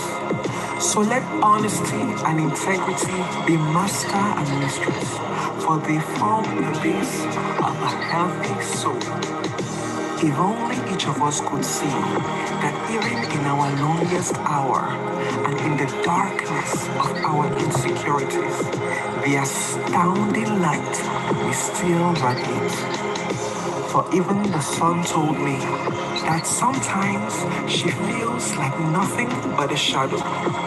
So let your own flaws not blind you, for you are a miracle that happened to this world. So know the guy on the other side. Love him and see him too. Do your little piece of good where you are, for it is those little bits of good that overwhelm the world. She is not her hair or hairdo, neither is he his race or skin color too. We are much bigger than what we do or don't do. Believe me, I am just like you. We all know that people everywhere are created equally. And as human beings, we must promote empathy and compassion every day. So let us continue to create platforms for proper education and cultural exchange. Then we'll see much more positive energy activating creative excellence. We need positivity, equity, and cohesion every day. So with continued personal empowerment and community effort, as well as preserved environments and clean energy, like never before, we'll see prosperity, expansion, and constant elevation. Yesterday, I was clever. I wanted to change the world. Today, I am wise. I am willing to change myself. So don't let the pain define you. Let it rather refine you. Accept the finite hurt, but never lose infinite hope. For hope looks past the visible into the invisible, feels through the tangible into the intangible. It races towards the irreversible and the seemingly indestructible, then achieves the impossible and redefines possible. No one is infallible, no plan invincible, not every ill preventable, and not every mess reversible. But nothing is impossible. Together we are unstoppable. When our love for each other is unsearchable, and our creativity and passion inexhaustible. So live out loud, be audible, be responsible and flexible. Let's all be credible, incredible, accessible, and indivisible. For together, all heights are reachable.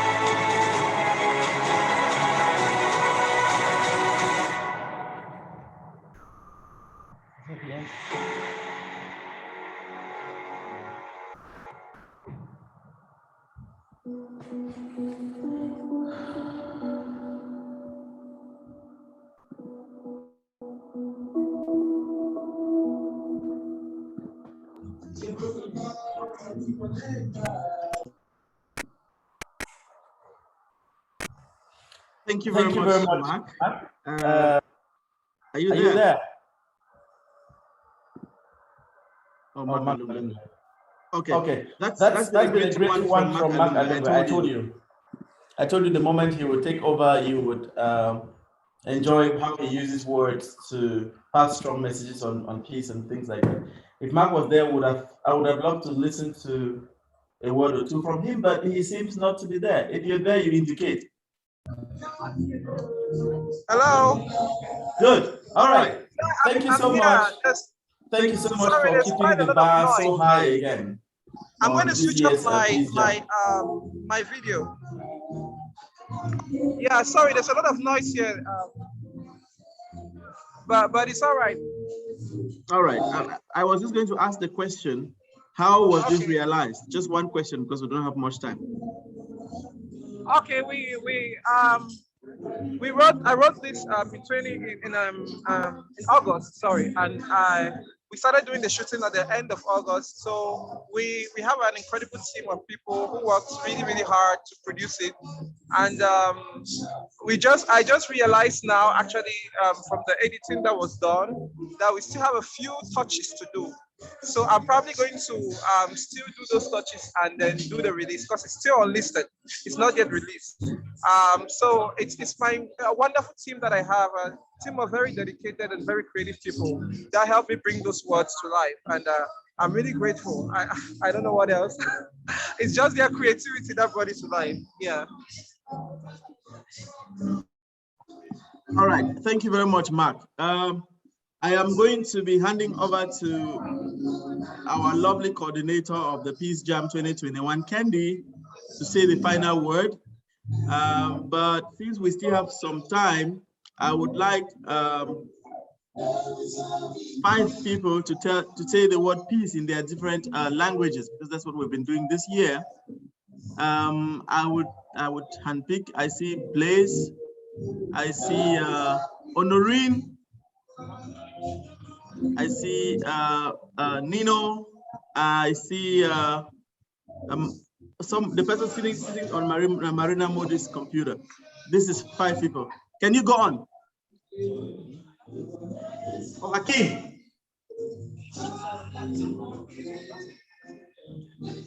All right, Honorine, start. Okay, good afternoon, everyone. Peace in my native language is said as atoto. Atoto. Yes. All right. Thank you very much. Atoto, please. In my local dialect, I'm from Oku, peace is Isel. Isel. Yeah. Okay. Isel. Nino Kabatse. Yeah, so my local language and actually national language is Georgian. And in Georgian, peace is Shvidobam. Again, please. It's Shvidobam. Shvidobam. Great. Thank you very much.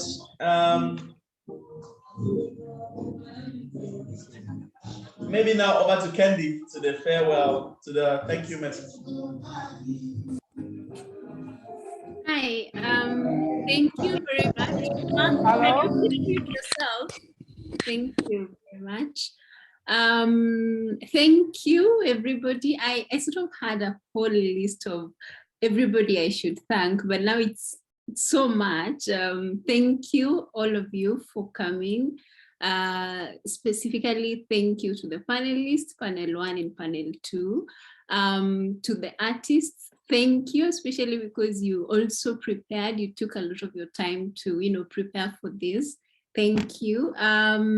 For all the organizations that have Peace Jam as an activity on the ground, especially in Cameroon and here in Kenya, thank you so much. For all our previous partners, where we were before, like Valerie mentioned, South Sudan. South Sudan is still there, Northern Uganda and anywhere else. Thank you very, very much. Our current partners, of course, thank you for joining us.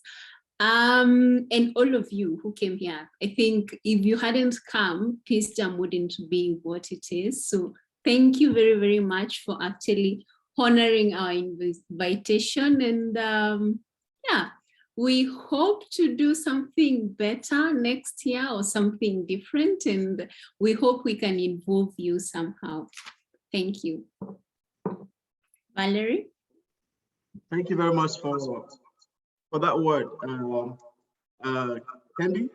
And just to have a big round is to say thank you to all the people here in the Berlin office making it happen. I wish there could be a way for me to use the video to show you how busy the whole place is. Different cables, different techniques, digital media switchboard, the relay onto Facebook and everything. It's a very busy space. I'm grateful to Noor, to Glenn, to Paul for the graphics, to Dan Kigori, to Yemi from Ethiopia for the illustration, to Benedictus in the office, and to Susie and to Steve. Now you see how busy the office is. You've seen how everyone is doing something, tweeting on phones, switching on the laptops and everything. That's what it takes to give you a beautiful Peace Jam like we've had. Thank you very much. Still use a few minutes to connect with whoever you want from the team so that we push the message ahead. And to be in contact with DefyHatenow, remember the email address is info@defyhatenow.org. info@defyhatenow.org. To our colleagues in Cameroon, let me not forget, you've done so much. Thank you so much, Laura. Thank you, Honorine. Thank you, Desmond. Thank you, Derek and Jean-Paul. To South Sudan, same message. Marina for coordinating the first panel. The list is so long. If I did not mention your name, I'm just forgetting, but know that our hearts are filled with so much gratitude for what you've done to make this day a success. My name has been Valerie Viban, live for you from Berlin. Thank you.